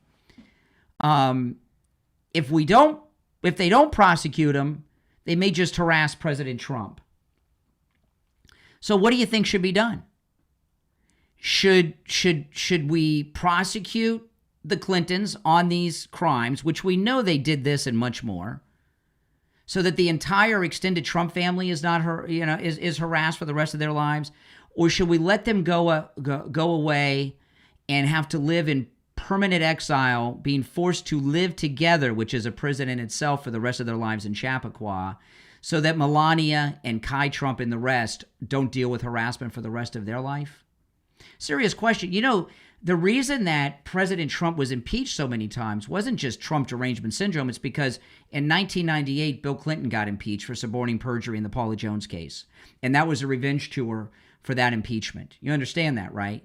A lot of the law, the spy operation that that Barack Obama, things have. I'm not saying we shouldn't go after him. I'm just telling you there's consequences. I give you an example. This entire spy op that Obama had, Brennan doing, and Comey, that Comey's they're going to be prosecuted for these, right? Do you know why Obama did that? I know the conventional thinking is because Hillary lost. Well, that's not the real reason. The real reason that Obama had that hatred of Trump and organized that illegal spy operation that started at Trump Tower when he was still president and went even after, right? He wasn't president anymore, Obama, is because President Trump pushed that birth certificate. Hillary was the one that came up with the birth certificate question originally when she ran against Obama in 2008. But Trump forced Obama to produce that document that he said was a photocopy of his birth certificate, remember? And he never got over that birth certificate thing with Trump. And a lot of this lawfare is because of that. Comey and everything that he's done, that he continued it after Obama wasn't president, was amplified because President Trump fired Comey. So I don't want you to misunderstand. I'm not saying don't prosecute the Clintons, but I'm telling you these actions, the birth certificate, the firing of Comey, the enemies, these evildoers react to them. And all these things we're doing is a reaction. It's not just because they lost power. It's because President Trump dared to challenge them. The birth certificate, the firing of Comey, the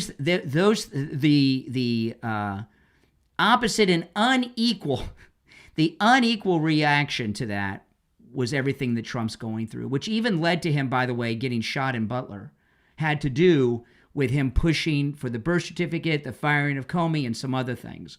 So there is a reaction to these things that you have to consider instead of just saying, yes, get him. So we'll take our last break of this hour. I'd like to hear your thoughts on all that. Our number's toll-free, 888-465-2631. We'll be right back. I'm excited to announce that we're having our biggest 3-in-1 sale ever with a limited edition product, a back-in-stock special, and a closeout deal you won't find anywhere else. So go to MyPillow.com or call the number on your screen. Use your promo code to get our MyPillow bed sheets, only $29.88. Any color, any style, any size, even kings. Regular $119.98, only $29.88. Once they're gone for good. How about our My Towels? They're finally back in stock, but not for long. Get a 6-piece My Towel set, regular $69.98, now only $39.98. And for the first time and the only time ever, get our limited edition premium My Pillows. They're made with Giza cotton and designer gusset. Queen $17.98, Kings only $19.98. So go to mypillow.com or call the number on your screen. Use your promo code to get the best offers ever. Quantities are extremely limited, so order now.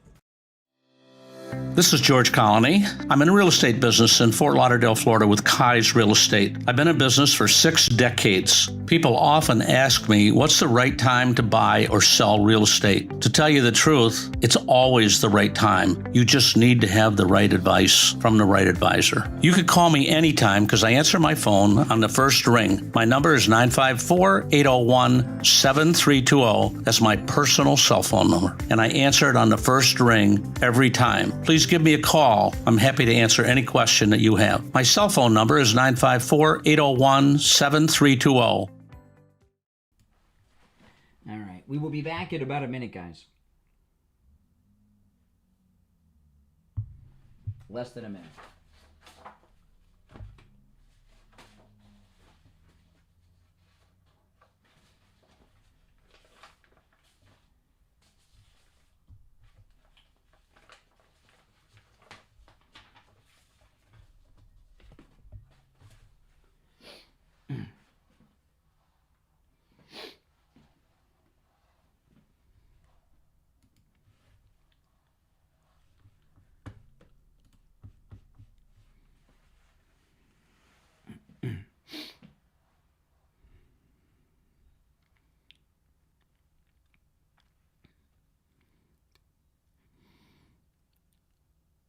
All right, welcome back, everyone. I'm Brian. You're listening to Florida's longest-running radio show, The Steve Kane Show, on the radio since 1977, celebrating 49 years on the radio. If you're on hold, hang in there. And if you'd like to call in, the number's toll-free, 1-888-465-2631. Okay.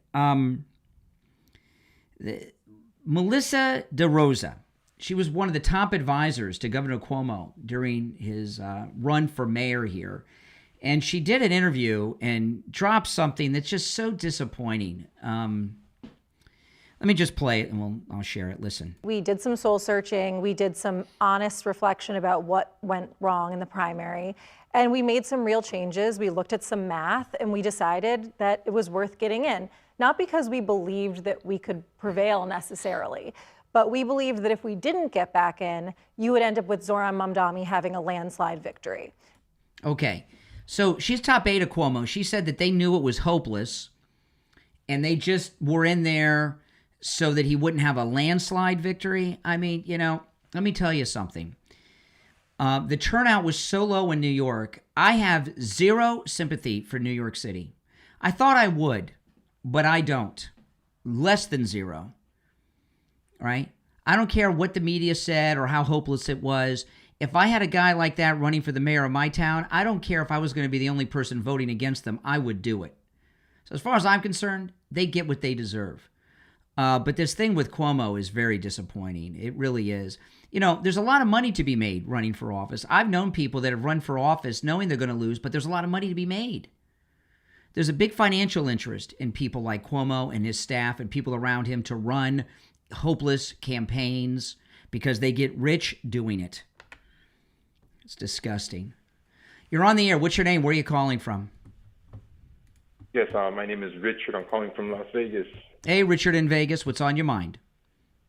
Okay, so I got to disagree with you. I think Trump needs to go after these criminals that we have. How about the Clintons? Because you know what? Yes, and all of them. And I'll tell you why. It's like when you watch the movie right? You see somebody just trying to kill him. They hit him with a shovel, and then they start running away instead of finishing the job. And you can't leave them because they're not going to stop. And the only way to stop them is to stop them completely. Yeah.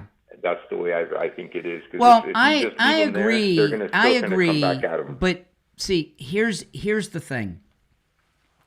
What you say is true. I agree. All these lawfare people need to be arrested and go to prison. But it's not that easy. You know, I mean, we got the Comey indictment. They say the Brennan one's coming soon. Getting the Clintons, that's slim to none. I don't see a former first lady and president, especially Democrat one, getting charged.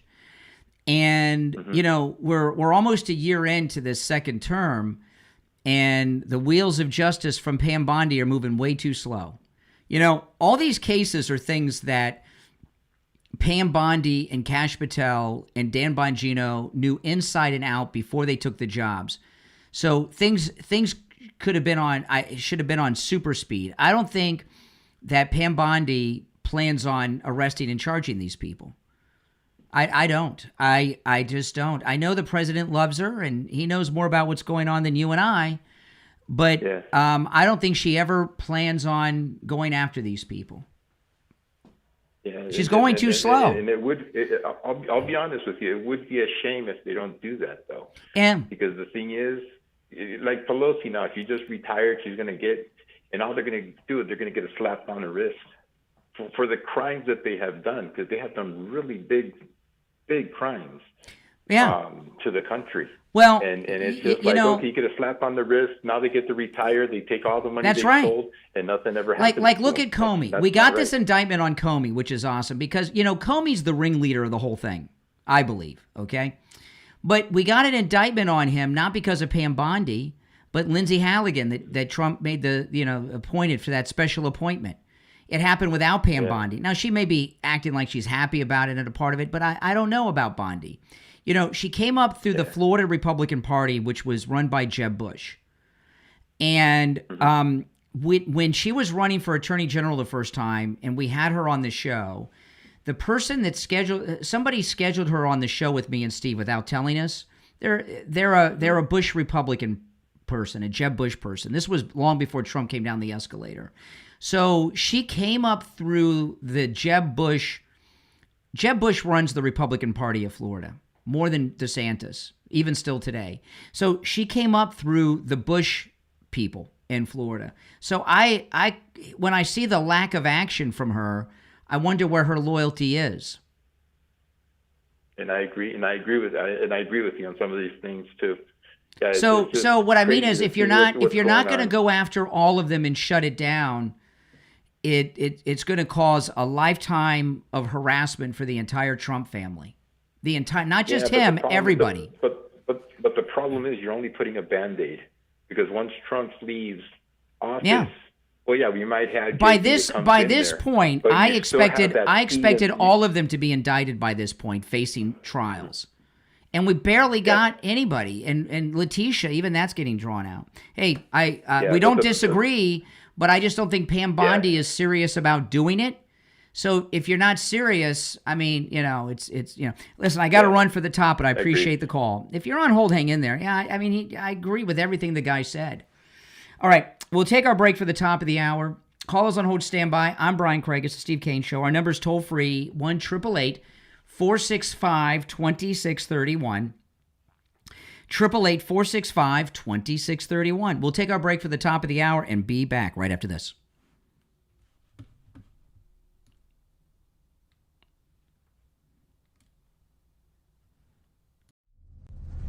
This holiday season, let's make the season brighter together. Little Light is a family resource center dedicated to strengthening, nourishing, and empowering families, sparking a little light for a bright future. They're providing Thanksgiving meal kits for 50 families in Santa Ana, California, filled with all the holiday favorites that bring people together. Your one-time $35 donation helps make it all possible. But don't wait. Go to littlelightfrc.org and help share the joy, the love, and the light this holiday season. That's littlelightfrc.org. Make sure to share the link on all of your social media so your friends can help too. littlelightfrc.org.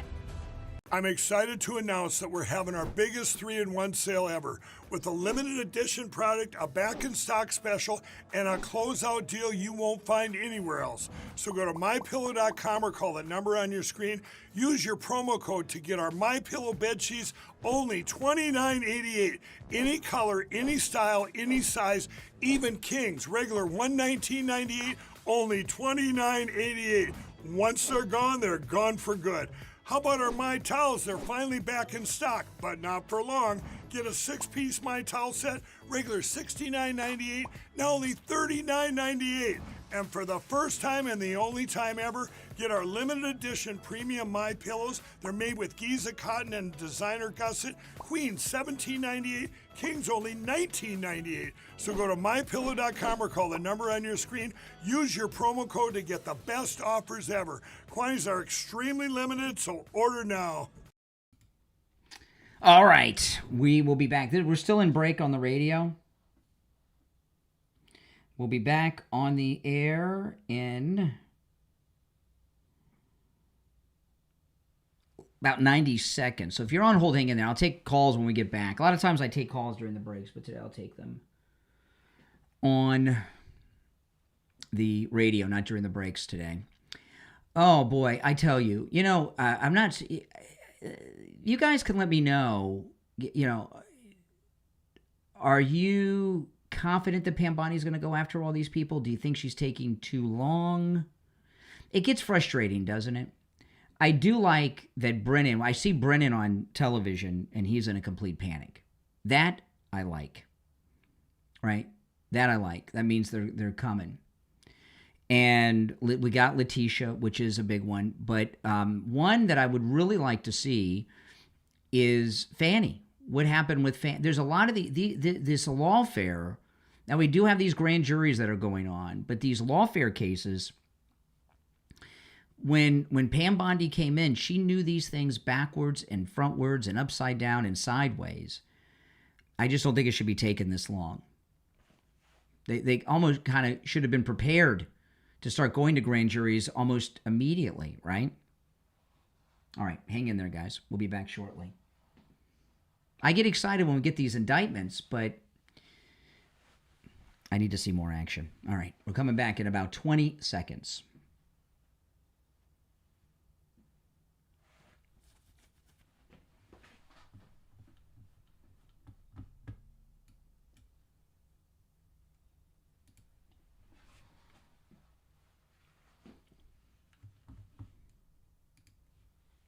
Welcome back, everyone. The third hour has begun. My name is Brian Craig. You're listening to Florida's longest-running radio show, The Steve Kane Show, on the radio since 1977. So Mamdani did a interview. Let me play this clip. This is Mamdani. I will be proactive in the work that I do, and I think that is because of the responsibility I hold to 8.5 million people of being their mayor. It is important that you are open to working with anyone, no matter what disagreements you may have. And I've said this when it pertains to President Trump, that President Trump wants to speak about lowering the cost of living or delivering cheaper groceries like he ran on. I'm there to have that conversation. The distinction will be that previous administrations have looked to have that conversation to the benefit of themselves and the expense of the people that we look to serve. Understood, but do you plan to call President Trump?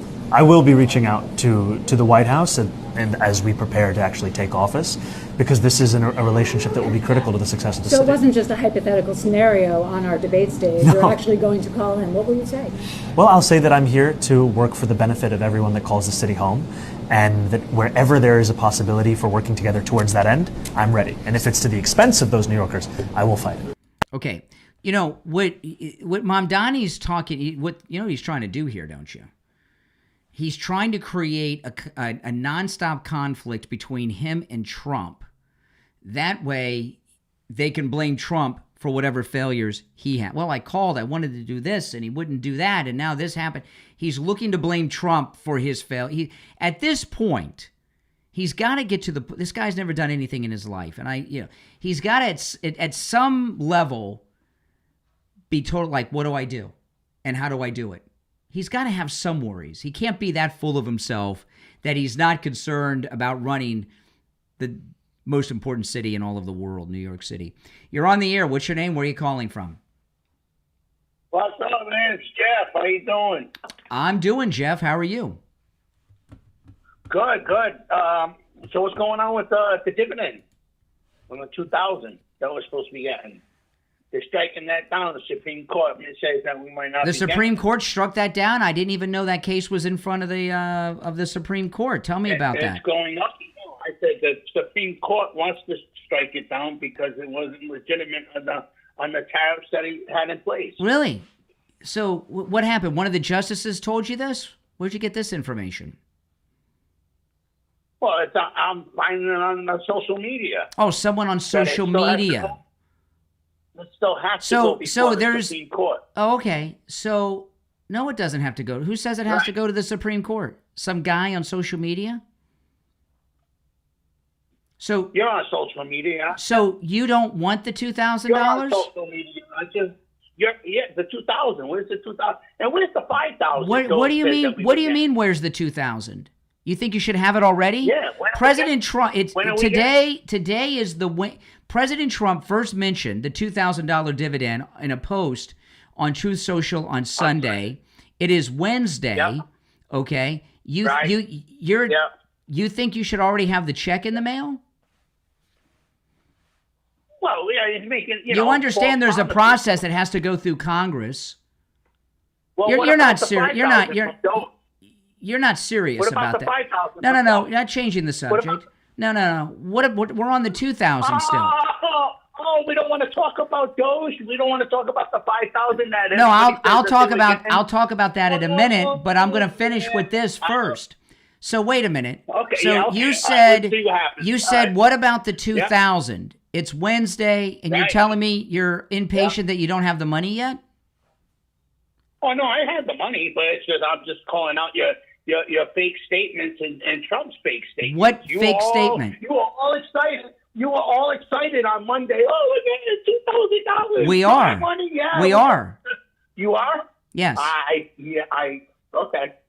So just like we were supposed to get the $5,000. No, President Trump didn't tell us that. No. Elon Musk mentioned that. Elon Musk mentioned that on his own, not the president. I know you're laughing at yourself. Boy. You're laughing at yourself. I'm laughing because you sound like an idiot. Mm-hmm. You sound like an idiot. You do. No, you hold this guy to such a higher standard, and then when he lets you down, you come up with some excuse as to why he let everybody down. How have I been let down by President Trump? Okay, let me ask you something. No. You said that I've been let down by President Trump. How have I been let down by President Trump? By the administration. Oh, how? Okay. How have they let me down? That's dead air, man. You said that President Trump has let me down, and I'm covering. So how has he let me down? When he's let the rest of America down, not you, because you are so... Okay, so how did President Trump let America down? How did President Trump let America down? By raising the cost of everything. By not lowering the cost of anything like he said he was going Excuse to me, yesterday I had a story. DoorDash reported that breakfast groceries are down 14% in the last 6 months. Just like Walmart. Oh, just like Walmart reported. No, DoorDash. Grocery prices are down. Grocery prices are down. Because they're doing that. Yeah, I'm going to listen to DoorDash. Yes. They sell food. They sell groceries. They know. They deliver food. They don't sell groceries. No, you buy it. You buy it through them on their app, and they deliver it to you. Mm-hmm. Yeah. Okay. And they know what the prices are. Yeah. So now let me ask you something. So Trump did a great job in Chicago. Yes. Lowered the crime in Chicago. Correct. When is he going to the red states? He has. Memphis, Tennessee. He went to Memphis and rid Memphis of crime. I think he was in there for a day. No, they've been in there for weeks. They found over 100 missing children that were missing and have returned them to their families. What? Mm-hmm. Wow, I missed that one. I'm going to have to go look at that. Wow. Oh, yeah. That should have been national news. Well, when Trump does good, I agree with you. So why didn't you report on it? I did. I've talked about it more than once. You must have missed those shows. Wow. Okay. So, all right. I appreciate you pointing out these great things. President Trump has lowered breakfast groceries by 14% in 6 months. He went to the red state of Tennessee, to their blue city of Memphis, rid it of crime, found over 100 missing children. You're doing a great job promoting all the great things that the president's doing. So you say. No, it's been reported. It's been reported. I've shared the stories on the program. What are your sources? Oh my goodness! I mean, I've been reporting on it every time it's happened. All right, I appreciate and no matter what I give you, whatever I give you, you're going to move on and say, "Yeah, but what about this?" There's nothing I will give you. There's nothing. It's just a simple question, Brian. Just a simple. What's your sources? I don't have all my news stories in hand for every time a lunatic calls me to open up my files. Oh, I'm a lunatic. Why Yes. am I a lunatic? Because I call you out? Because why? No, Because you're a I will look it up and share it with you. Okay.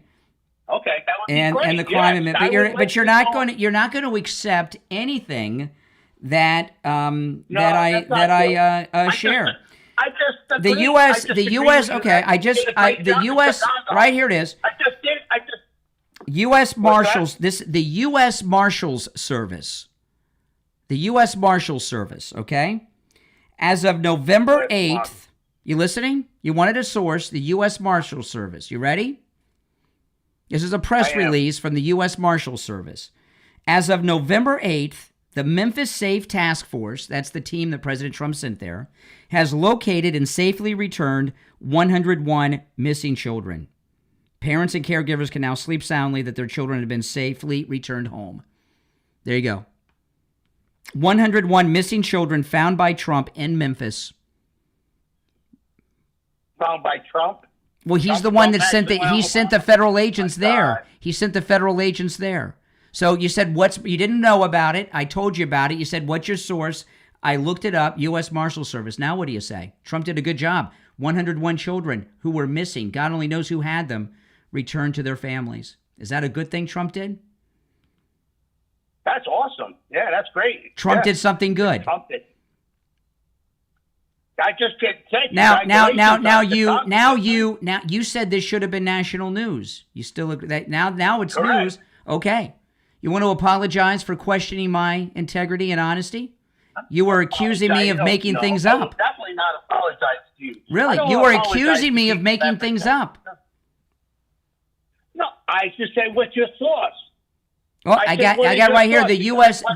Marshal So Service. I owe you an apology? Yeah. I owe you an apology. Sure you do. because I questioned your source. Yeah. No, I don't. I don't owe you anything. I don't owe. Here's another one. you This is anything. News Nation. The U.S. Marshal Service reporting that the Memphis Safe Task Force, that's the task force sent there by President Trump, has cleared over 1,000 Memphis warrants.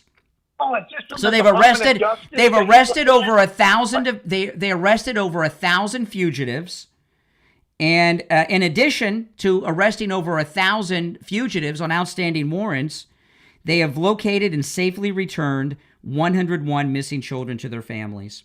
The warrant charges, the over 1,000 they arrested, that President Trump had them arrest, include murderers, drug traffickers, sex offenders, and others.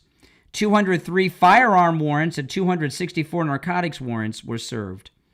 They've arrested 2,342 individuals in Memphis and this was 2 days ago. News Nation.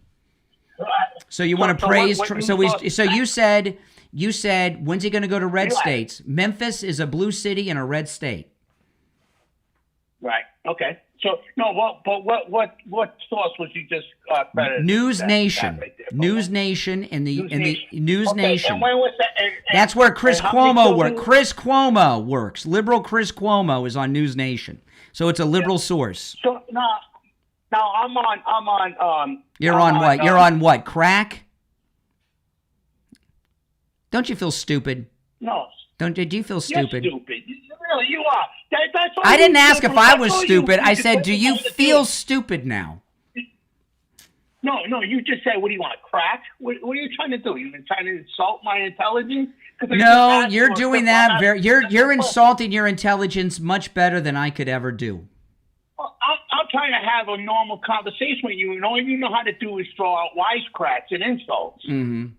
See, because what you are is you hide behind that keyboard and that microphone. What does that mean? What do you mean I'm hiding?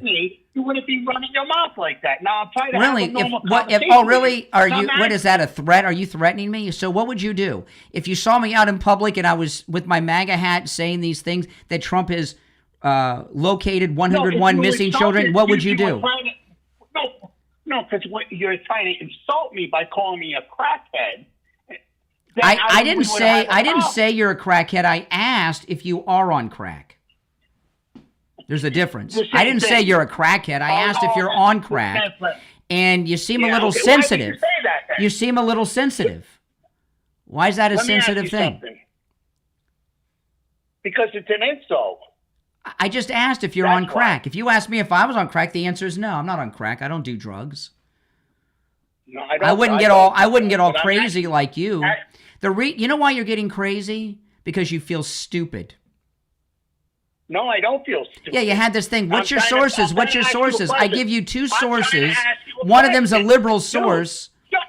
What? Shut the what? Can you shut up for 2 seconds? What did you say? Shut the what? Shut the what? I said. What were you gonna say? Don't say the word, but Brian. Shut the what? Brian. Get ready, Mike. Brian. On July 1st, 2024, how come they're saying that 200 children were found? See how the stories change? Now, Since this when? Is from the U.S. Marshals website. Oh, so now you're okay. Okay, so Trump has found more missing children than I had from that one press release. So that's great. So you're praising Trump even more than I am now. But I'm asking you, so why is there a discrepancy right there? You know A discrepancy right there. Why not? The only discrepancy is that I'm late for a break. But it's been fun humiliating you. No, you didn't humiliate me. Yeah, you're out. I tell yourself that. Tell yourself that. Tell yourself that. No, you can tell yourself that if it gets you through your day. Well, I mean, if you wanna stick up and praise a pedophile. Oh, now here he goes. Now here he goes. I'm not doing that. I'm not doing that. Mm-hmm. And you know what GOP stands for? No, well, you can tell your friends if you have any what that is. Oh boy. We'll be right back. Oh my goodness, guys. That didn't go well for him. Oh my goodness. Oh boy.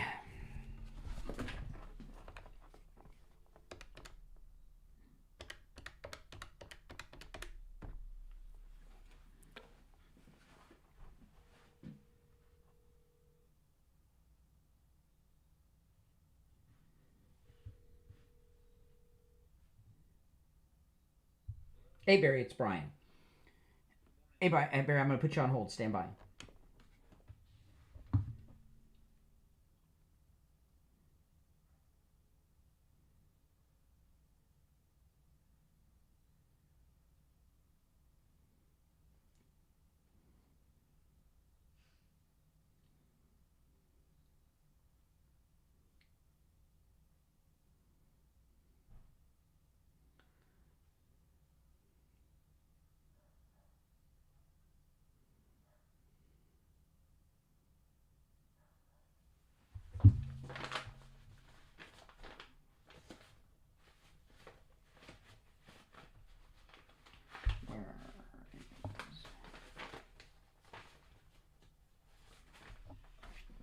Oh my goodness, it didn't go well for him.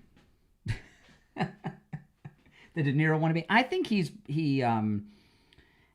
does a Jimmy Cagney, a very poor Jimmy Cagney imitation, is what it sounds like to me. I think he's that guy that got nasty with Tom Laporta at that restaurant bar. I think that's who he is. Did you hear what he said? He said, "Shut up," and then he caught himself. I kind of felt like he had his hand up when he said that. Didn't it sound like that? Like he had his hand, shut the... That's what it kind of sounded like.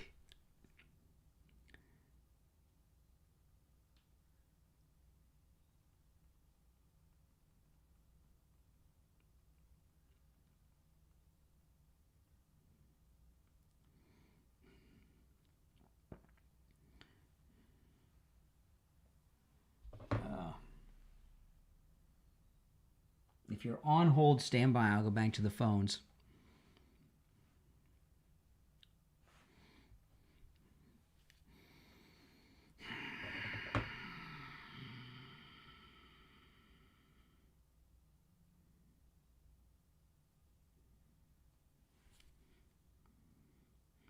I'm talking to Mike, the board up.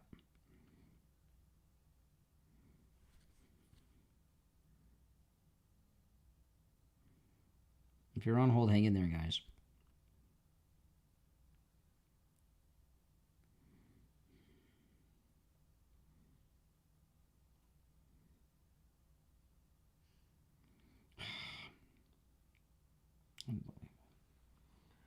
All right. We'll be back in less than a minute.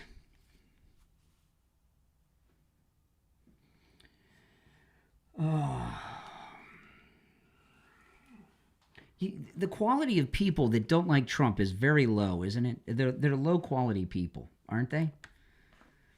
Yeah. Very strange people are anti-Trump.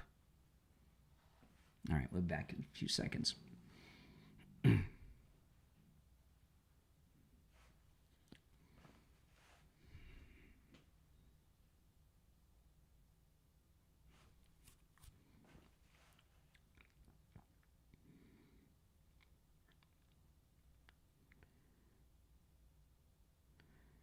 All right, and we are back. It's time to check in with Attorney Barry Siegel from the Siegel Law Group. Attorney Barry Siegel, good morning. Good morning. How are you? I'm doing well, Barry. I'm doing well. What do you have for us this morning? Well, here we are. It's we've had a couple of cold days here. We're in the season, and a lot of our snowbirds are down, and so this might be their first opportunity. We have our Medicaid planning seminar tomorrow afternoon in Boca Raton at 2 p.m. at Spanish River Library. Mm-hmm. So that's going to help people learn everything they need to know to either get prepared for the issues involving the cost of long-term care. If you're not prepared, if you don't have long-term care insurance or you're not sure if you have enough, you really need to come to this workshop to learn how you're going to end up God forbid you or your spouse need long-term care, either at home or in a facility. How are you going to pay for it? How are you not going to go broke? How are you not going to spend down your assets and drastically change your lifestyle? So we'll be covering all of those issues. And also, if you have somebody in your life who, God forbid, needs care now, is receiving care, is about to need care, then you really need to come here so you could learn how they could become eligible for Medicaid.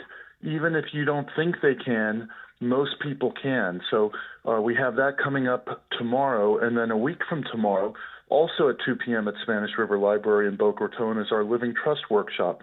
So that one, you're going to learn everything you need to know about having an estate plan that works, making sure that you have a plan that has an updating system attached to it, making sure that you have one that has bloodline protection for your loved ones, making sure you avoid probate and guardianship, and a whole lot more. Absolutely, absolutely. Well, if you'd like to go to either of those workshops, give the Siegel Law Group a call, or if you can't make it to the workshops and you want to schedule your no-charge in-office consultation, they can help you with that at the same number. It's toll-free, 855-FLA-3782. 855-FLA-3782, and online, SiegelLawGroup.com. And Siegel is S-I-E-G-E-L, SiegelLawGroup.com. All right, Attorney Barry Siegel, we'll talk later in the week. Okay, thanks, Brian. All right, take care. Take care, Barry. All right, back to the phones. You're on the air. What's your name? Where are you calling from? I'm calling from Tennessee, Brian. How's it going? I don't know. I'll let you know when we get closer to the end of this call. Oh, man, I'm just calling to see, let you know, man, how excited I am that so much stuff is going on. You know, I just never thought that I get to see just so many people be kidnapped and just My price of health care going up. Well, wait a second. Wait, slow down a second. Slow down a second. No problem. You witnessed a kidnapping? Oh, man, I see it on YouTube every day. YouTube? Wait a minute. So you're seeing, okay, you're seeing people kidnapped. Are you calling the police? Yes. Do you call the police? That's a crime. They are. They're somewhat the police. They call themselves ICE. They just separate families and everything. Who's being kidnapped? People. You remember the promise that was made? No, I have no idea what you're talking about. I don't know what you're watching online, but if I see a kidnapping, I call the police and say, hey, somebody's been kidnapped. Away from their families. What? I haven't seen it. I've seen it. You've seen what? What have you seen? Say what, man? You say you're seeing people being kidnapped from their families. Tell me about this, because I'm missing this. Okay. So I'll tell you what. So you got these masked men that pull up on families, right? With no kind of legal jurisdiction, with no warrants, no nothing. And just because they're brown skinned, which I love, by the way, and they just pull them out their car, separate them from their family, throw them in some kind of prison. They even made jokes about the prison. And so we got alligators to eat them up in case they run away. It's hilarious. I never thought I'd get to live in a country like this one day. And it's even better. Hold on a second. So there's wait a minute. There's masked men. Okay. There's masked men that are I guess they're racist because they're picking up people that are black and brown. Well, if they're wearing masks, wait a minute. I'm confused. If these kidnappers are wearing masks, how do you know that they're not black or brown? How do you know they're not black or brown? Well, some of them are. Okay, so it's not racist then. Some of them are. You can still tell. Before I talk to you, let me ask you this before I continue. Are you serious or are you just joking around? What do you mean? I'm like, this is real. You're stuff serious? Going on, man. You're like a Democrat. You don't like Trump. You're against the deportations of the people that are illegal in the country. You haven't seen it? No, I've not seen any kidnappings. I've seen people arrested. Oh, come on, man. I've seen people arrested. An arrest is not a kidnapping. You're aware, and you say that they don't have authority. They are federal agents. ICE are federal agents, like FBI, Secret Service. They're federal agents. They're cops. They're federal police. I'm getting past the test. It's an open book test. What? Okay, all right. Since you want us to act like you don't see it, guess what? But hey, what about us being so excited that our healthcare prices went up? Wasn't that great? I mean, like, I was already fine and dandy with paying what I was paying. When it comes, wait a minute. I was so overjoyed. When it comes to your healthcare, what went up? Yeah. What do you mean your healthcare? What does that mean? Everything. Like, give me an example. Give me an example. That's right. Give me an example. DJ jockey. My bad. No. Give me an example. What healthcare thing went up for you? Medicare went up over 175%. You have Medicaid. Wait a minute. You said Medicare and Medicaid. You have both Medicare and Medicaid. Got your own private Medicaid. Wait a minute. Who, me? You said that your Medicare and your Medicaid went up? You have both? I'm going to tell you a secret. It doesn't really affect me because I. Oh, okay. So your health care hasn't gone up. So yours hasn't gone up. It affects other people. Wait a minute. You said that your health care went up, and now you're telling me it didn't go up. People, right? You said your health care went up. Now you're telling me it didn't go up. I'm on your side. Oh my goodness. Now he's trying to be us. Oh my goodness. Am I okay? Am I hallucinating? Is this show really going on today? These last two callers that I've talked to, I feel like this must be what it's like when you're like on some serious psychedelic drugs. Between that guy and the guy before. Well, It's the bottom of the hour. In fact, we're late for the break. Let's take our break for the bottom of the hour. It's the Steve Kane Show. We'll be right back. Very strange. Very strange calls, guys. If you're on hold, hang in there. If you guys could raise the quality of the call for the last half hour of the show, I'd appreciate it. You're on the air. What's your name? Where are you calling from? Good morning, Brian. It's Frank from West Palm. How you doing here? All right, Brian, Frank. you were absolutely correct. LaPorta Roofing was amazingly phenomenal. They just completed my roof last week, and LaPorta Roofing was superb in all ways imaginable when installing the new roof on my residence. Tom LaPorta meticulously spearheaded the entire project from inception through to the finalization of the assignment. Tom handled all the paperwork involving city permits, inspectors, and my community HOA. He was always available, ensuring me that he had my back in all phases of the project. Additionally, Tom, Scott, and Dan, and the entire crew were very well organized with the plan, consistent with all policies and procedures, and craftsmanship was exemplary in all stages of the design execution. Tom, Scott, and Dan maintained continual contact with me, the homeowner, asking if there were any questions I had or anything further I needed. LaPorta Roofing is, in every respect, a stellar, 5-star, AAA, family-owned company that is a reliable, peace-of-mind roofing organization. These guys are spot on with regards to perfection, and they demand it. I remain mesmerized upon the completion of the job. My roof is a masterpiece. And one last thing before I forget, they were the least expensive quote that I received out of 4 quotes for roofing. I thank Tom LaPorta Roofing for all that they do. Wow, Frank. Well, thanks so much. Tom LaPorta at LaPorta Roofing. He covers both the east and west coast of Florida and everywhere in between. He works with every type of structure, residential, commercial, municipal, and he works with every type of roofing material. Also, don't forget, Tom LaPorta will never sell you a roof you do not need. If you need just a simple repair, he'll do it. He can also handle the job of any size, whether it's a single-family home or an HOA with over 200 units. Give him a call. This number rings directly to Tom LaPorta's cell phone, 954-604-4602. 954-604-4602. And online, LaPortaRoofing.com. Frank, thanks a lot. Thank you so much, Brian. You have a wonderful day. All right, we're in break a little while longer on the radio. We're still in break on the radio, so we'll be back shortly, guys. If you're on hold, hang in there. The last couple callers, I feel like I'm drunk talking to those guys.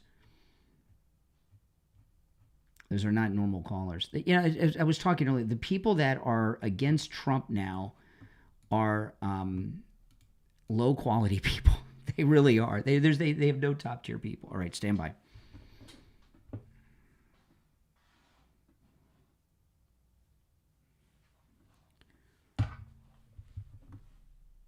Welcome back, everyone. I'm Brian. You're listening to The Steve Kane Show, Florida's longest-running radio show. Oh, boy, I tell you, I feel like I'm drunk or something after these past couple of calls. So for the last 25 minutes of the show, if you guys could raise the quality of the call, I would appreciate it, okay? Because I really almost feel like I'm on another plane of existence right now talking to am I tripping? Is this what tripping is?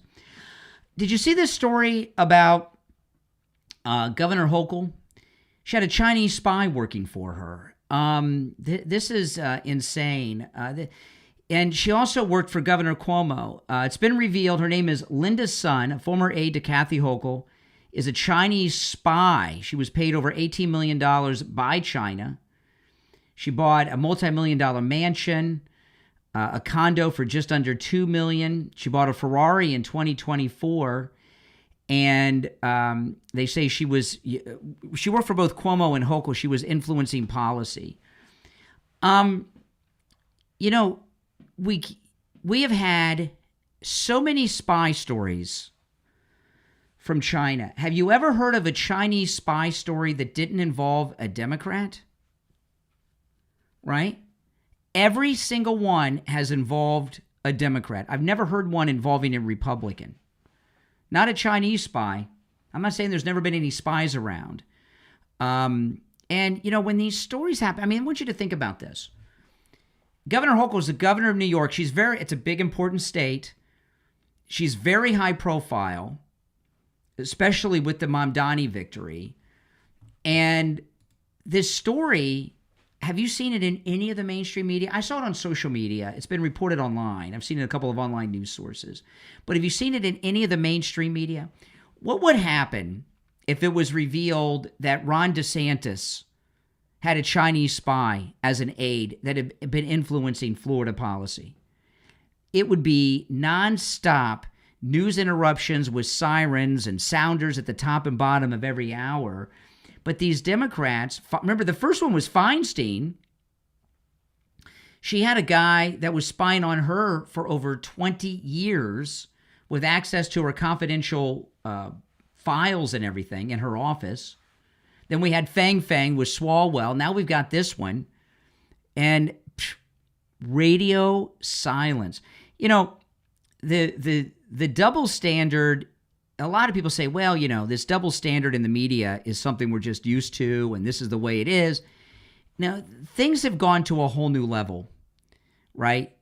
You know, there's always been a double standard where a Democrat would say or do something, and it would be like Barney Frank, Democrat congressman. He was gay. I'm sure he still is, but he was a sitting member of Congress, and his live-in boyfriend was accused and found of running a male prostitution ring out of the congressman's house.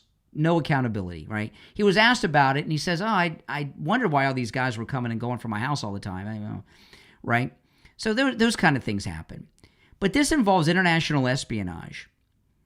You know, years ago, there was a Russian spy that was at the NRA convention. Remember that? She got arrested, prosecuted, did some time. She might be back in Russia by now. It was a number of years ago.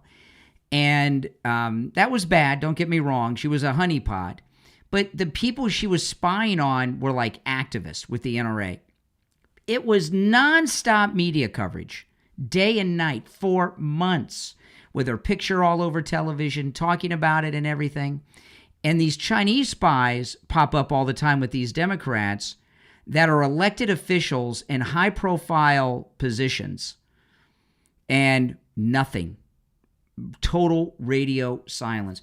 Now, I want to share, I began the show with this early on this morning. I want to go over it. This is what President Trump has done in Chicago is nothing short of extraordinary. He posted on True Social.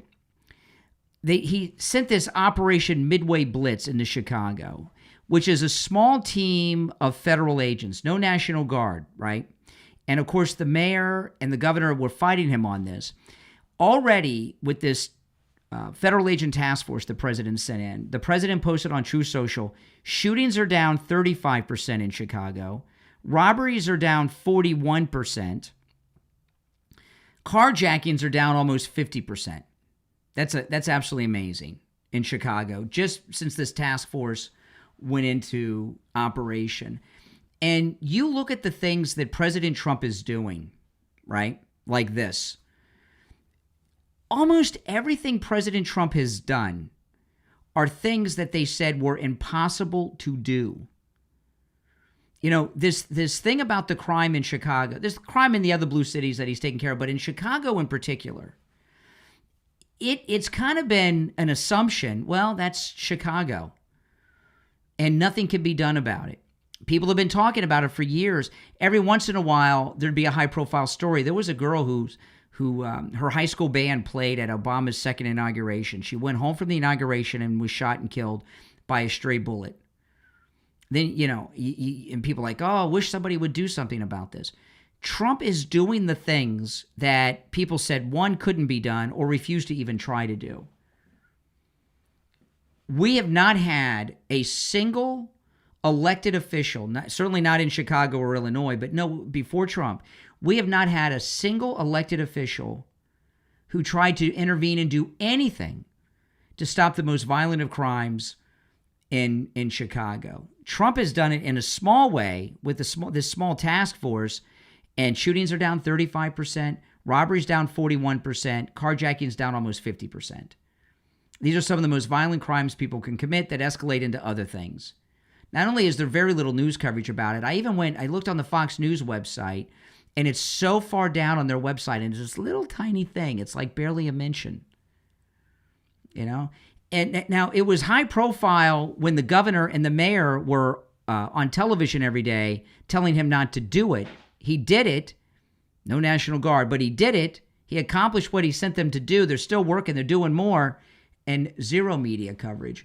I mean, could you imagine if we had a truly fair media? And that's why, you know, the new media that we have, which is the online media, so much of it has become so critical of President Trump. We talk about this quite a bit. And the reason that is that the evil forces that had been corrupting the mainstream media, they don't waste their time, effort, or money corrupting the mainstream media.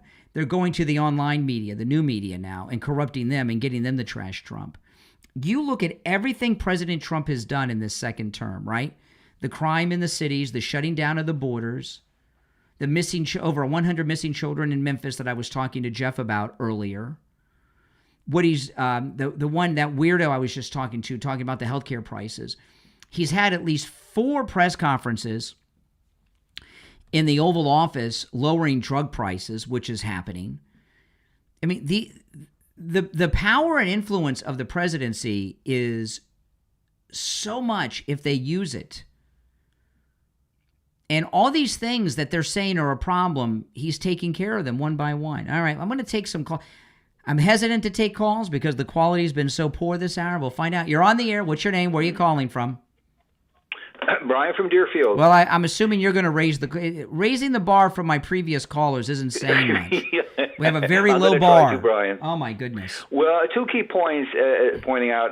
Number one, which we're just making, Trump continues to do the impossible, not just in our country domestically, but internationally too.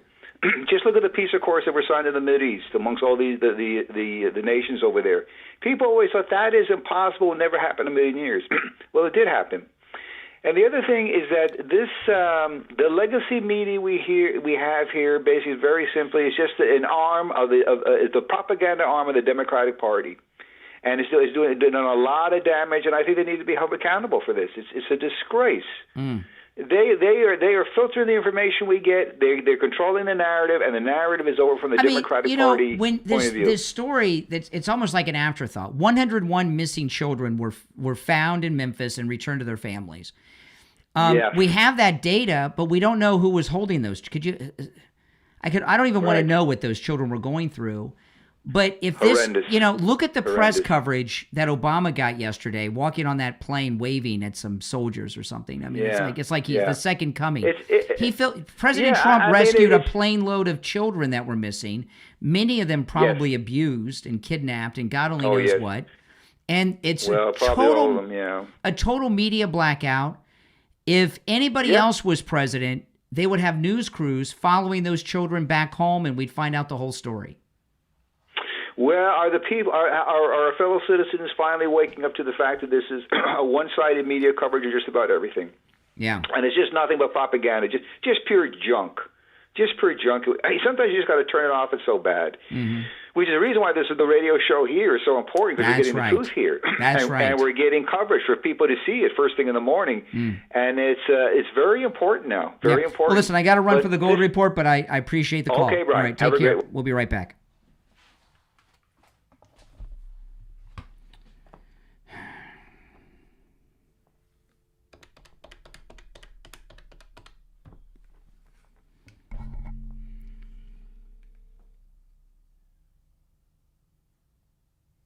Hey there, hold on.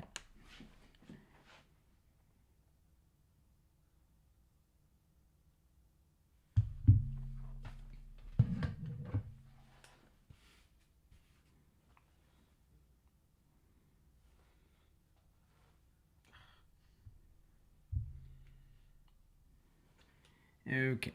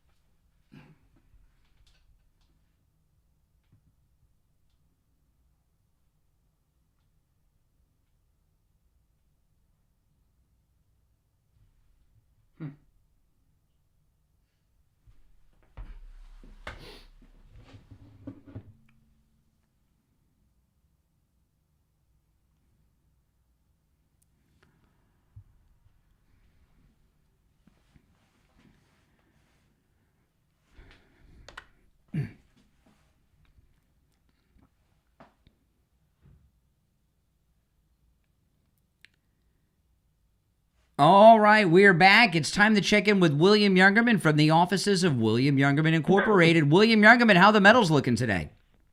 Metals looking very good, Brian. They continue to move higher and consolidate at these levels, which is very bullish for gold and silver going forward.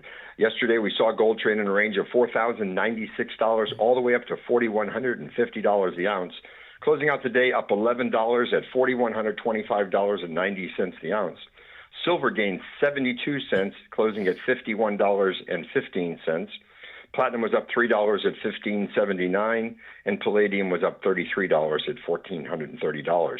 Overnight, we saw gold trade in a range of $4,098 on the low, all the way up to $4,146. Currently, we're at $4,129. That's up $3.10. Wow.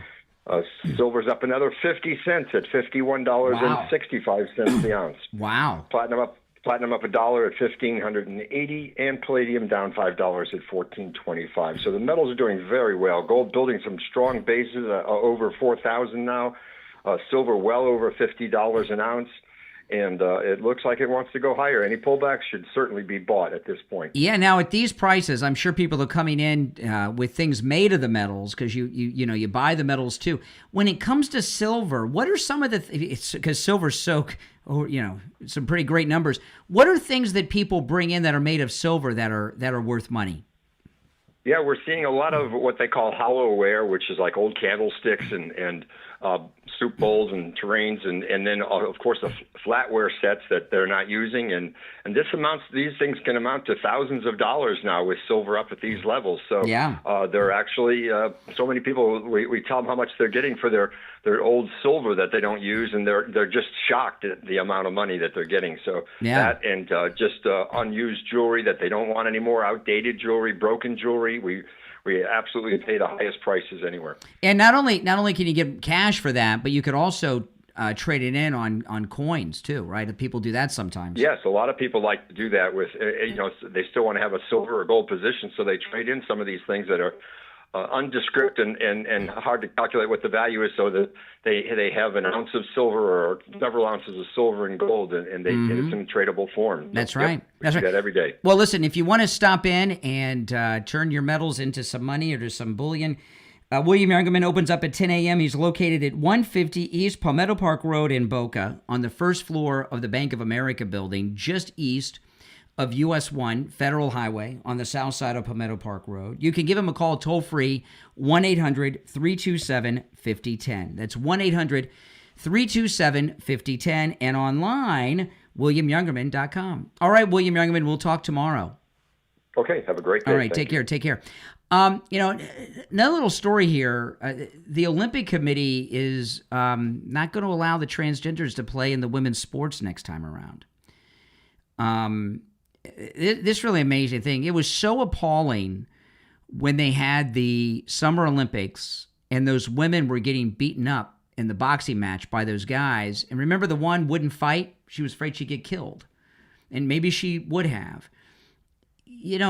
The things that Trump has saved us from in this second term are nightmarish, what this world would have been like, right? There's a story I was reading today, which we haven't gotten the full story on, and I'm hoping we do. There was a woman that was about to become the first female SEAL team leader. She's a female naval captain. And I was reading that Pete Hegseth had stopped that appointment or promotion. And I haven't seen him comment on it. I've only read a couple of stories this morning that he stopped it. And they have a bunch of quotes from people that know her that's, oh, she's the most qualified and everything else. I don't know. Maybe she is. Maybe she isn't. Maybe she couldn't pass the physical necessities that are necessary. But everything in our country was upside down. We were living in this upside down universe where good was evil and evil was good, and just crazy things were going on that you can't. I mean, you look at how far the Democrats have fallen in their support, right? The Democrats, when the Lincoln Riley Act came up as an example, named after a girl, she wasn't raped. She sacrificed her life to prevent the rape from an illegal. And the Democrats wouldn't even support that because they support the rights of illegals, even if they're murderers and rapists. These lunatics that have been taking these insane positions, like the men beating up women in boxing matches or the supporting these rapists in the Lincoln Riley thing, these were the ones that would have been running the country. And Kamala Harris, she's doing a series of interviews. You would think she'd go off and retire, but maybe she has in the back of her mind she can be governor of California. I mean, let them elect her. If they elect her, they deserve her. But she's doing a lot of interviews, and she's actually saying that she held back when she was running against Trump, that if she would have been more forceful with her position, she could have won. With this transgendered business, with supporting the illegals, not only, the biggest surprise to me during this entire second term of President Trump was this, and that was that there's been no real outrage against the deportations. I got that idiot caller earlier about it, but I thought prior to the election, we knew the deportations were going to happen. I assumed when the deportations happened, it was going to be nonstop television coverage covering it, with comparing it to the trains to the concentration camps during the Second World War. And there's been very little of that. That's my biggest surprise from the second term. But everything President Trump has stopped are things that almost everybody, including the Democrats, know are universally good. They talk about these 80-20 issues a lot with the talking heads. These are not 80-20 issues. These are 99.9 to 0.1 or whatever, 99 to 1, whatever you want to say it. The things that President Trump's doing, whether it's this new thing with the Olympic Games, the deportations, all these things you have almost 100% agreement that they're the right thing to do. Even the tariffs that they're telling us are so bad and wrong. When we found out how not only out of whack the tariffs were, but we saw examples of how we've been supporting all of Canada for I don't know how many decades. People like, this is wrong. This is nuts. Even this thing with the SNAP benefits, it's finally getting resolved. The House is voting. It'll get taken care of. You'll have a couple of showboaters looking for some publicity, but it's getting taken care of. But even the SNAP benefits being cut off, which generally would be a very negative thing for a Republican to go through because, the hungry people and the hungry children. But what happened? We saw social media filled with people that are able-bodied, many of them overweight, most of them young, very young, who just choose not to work. And they're making all these complaints online about why they're entitled. And if they don't get their SNAP, they're going to do this and they're going to do that. I've also seen a lot of videos of where there was one guy I saw at a Walmart. Somebody came through the checkout line at Walmart with over $1,000 in groceries, all paid for by the SNAP benefits. So something that typically would be negative for a Republican actually turned into a positive, where people are seeing what's going on and they're calling for reform, as opposed to giving Trump a hard time. They want reform and want them to look into this. These are things that have never happened quite in this way before. Now, I want to talk about Dr. Philip Appleton and his laser wave pain treatment. One of our longtime listeners called me yesterday. Oh, my goodness. Nick in Baltimore. And he had back surgery. And he is in so much pain. He's suffering. And if you heard that call, he was telling people, when he called, he's like, if you're listening, don't have back surgery, don't have back surgery. You know, I've known so many people that have surgery for back pain, knee pain, shoulder pain. I have never known a single person who's had surgery for any of these things in my personal life who, after the surgery, was no longer suffering in pain. They're either still in pain or even in more pain, like in Nick's case. And, you know, if you have a surgery scheduled, go see Dr. Appleton. Talk to him about his laser wave pain treatment first. The consultation is free and appointments are not necessary. If you have x-rays or scans, bring them with you. Dr. Appleton will look them over. And if you're suffering after a surgery, go see and talk to him too. He may be able to help you even then.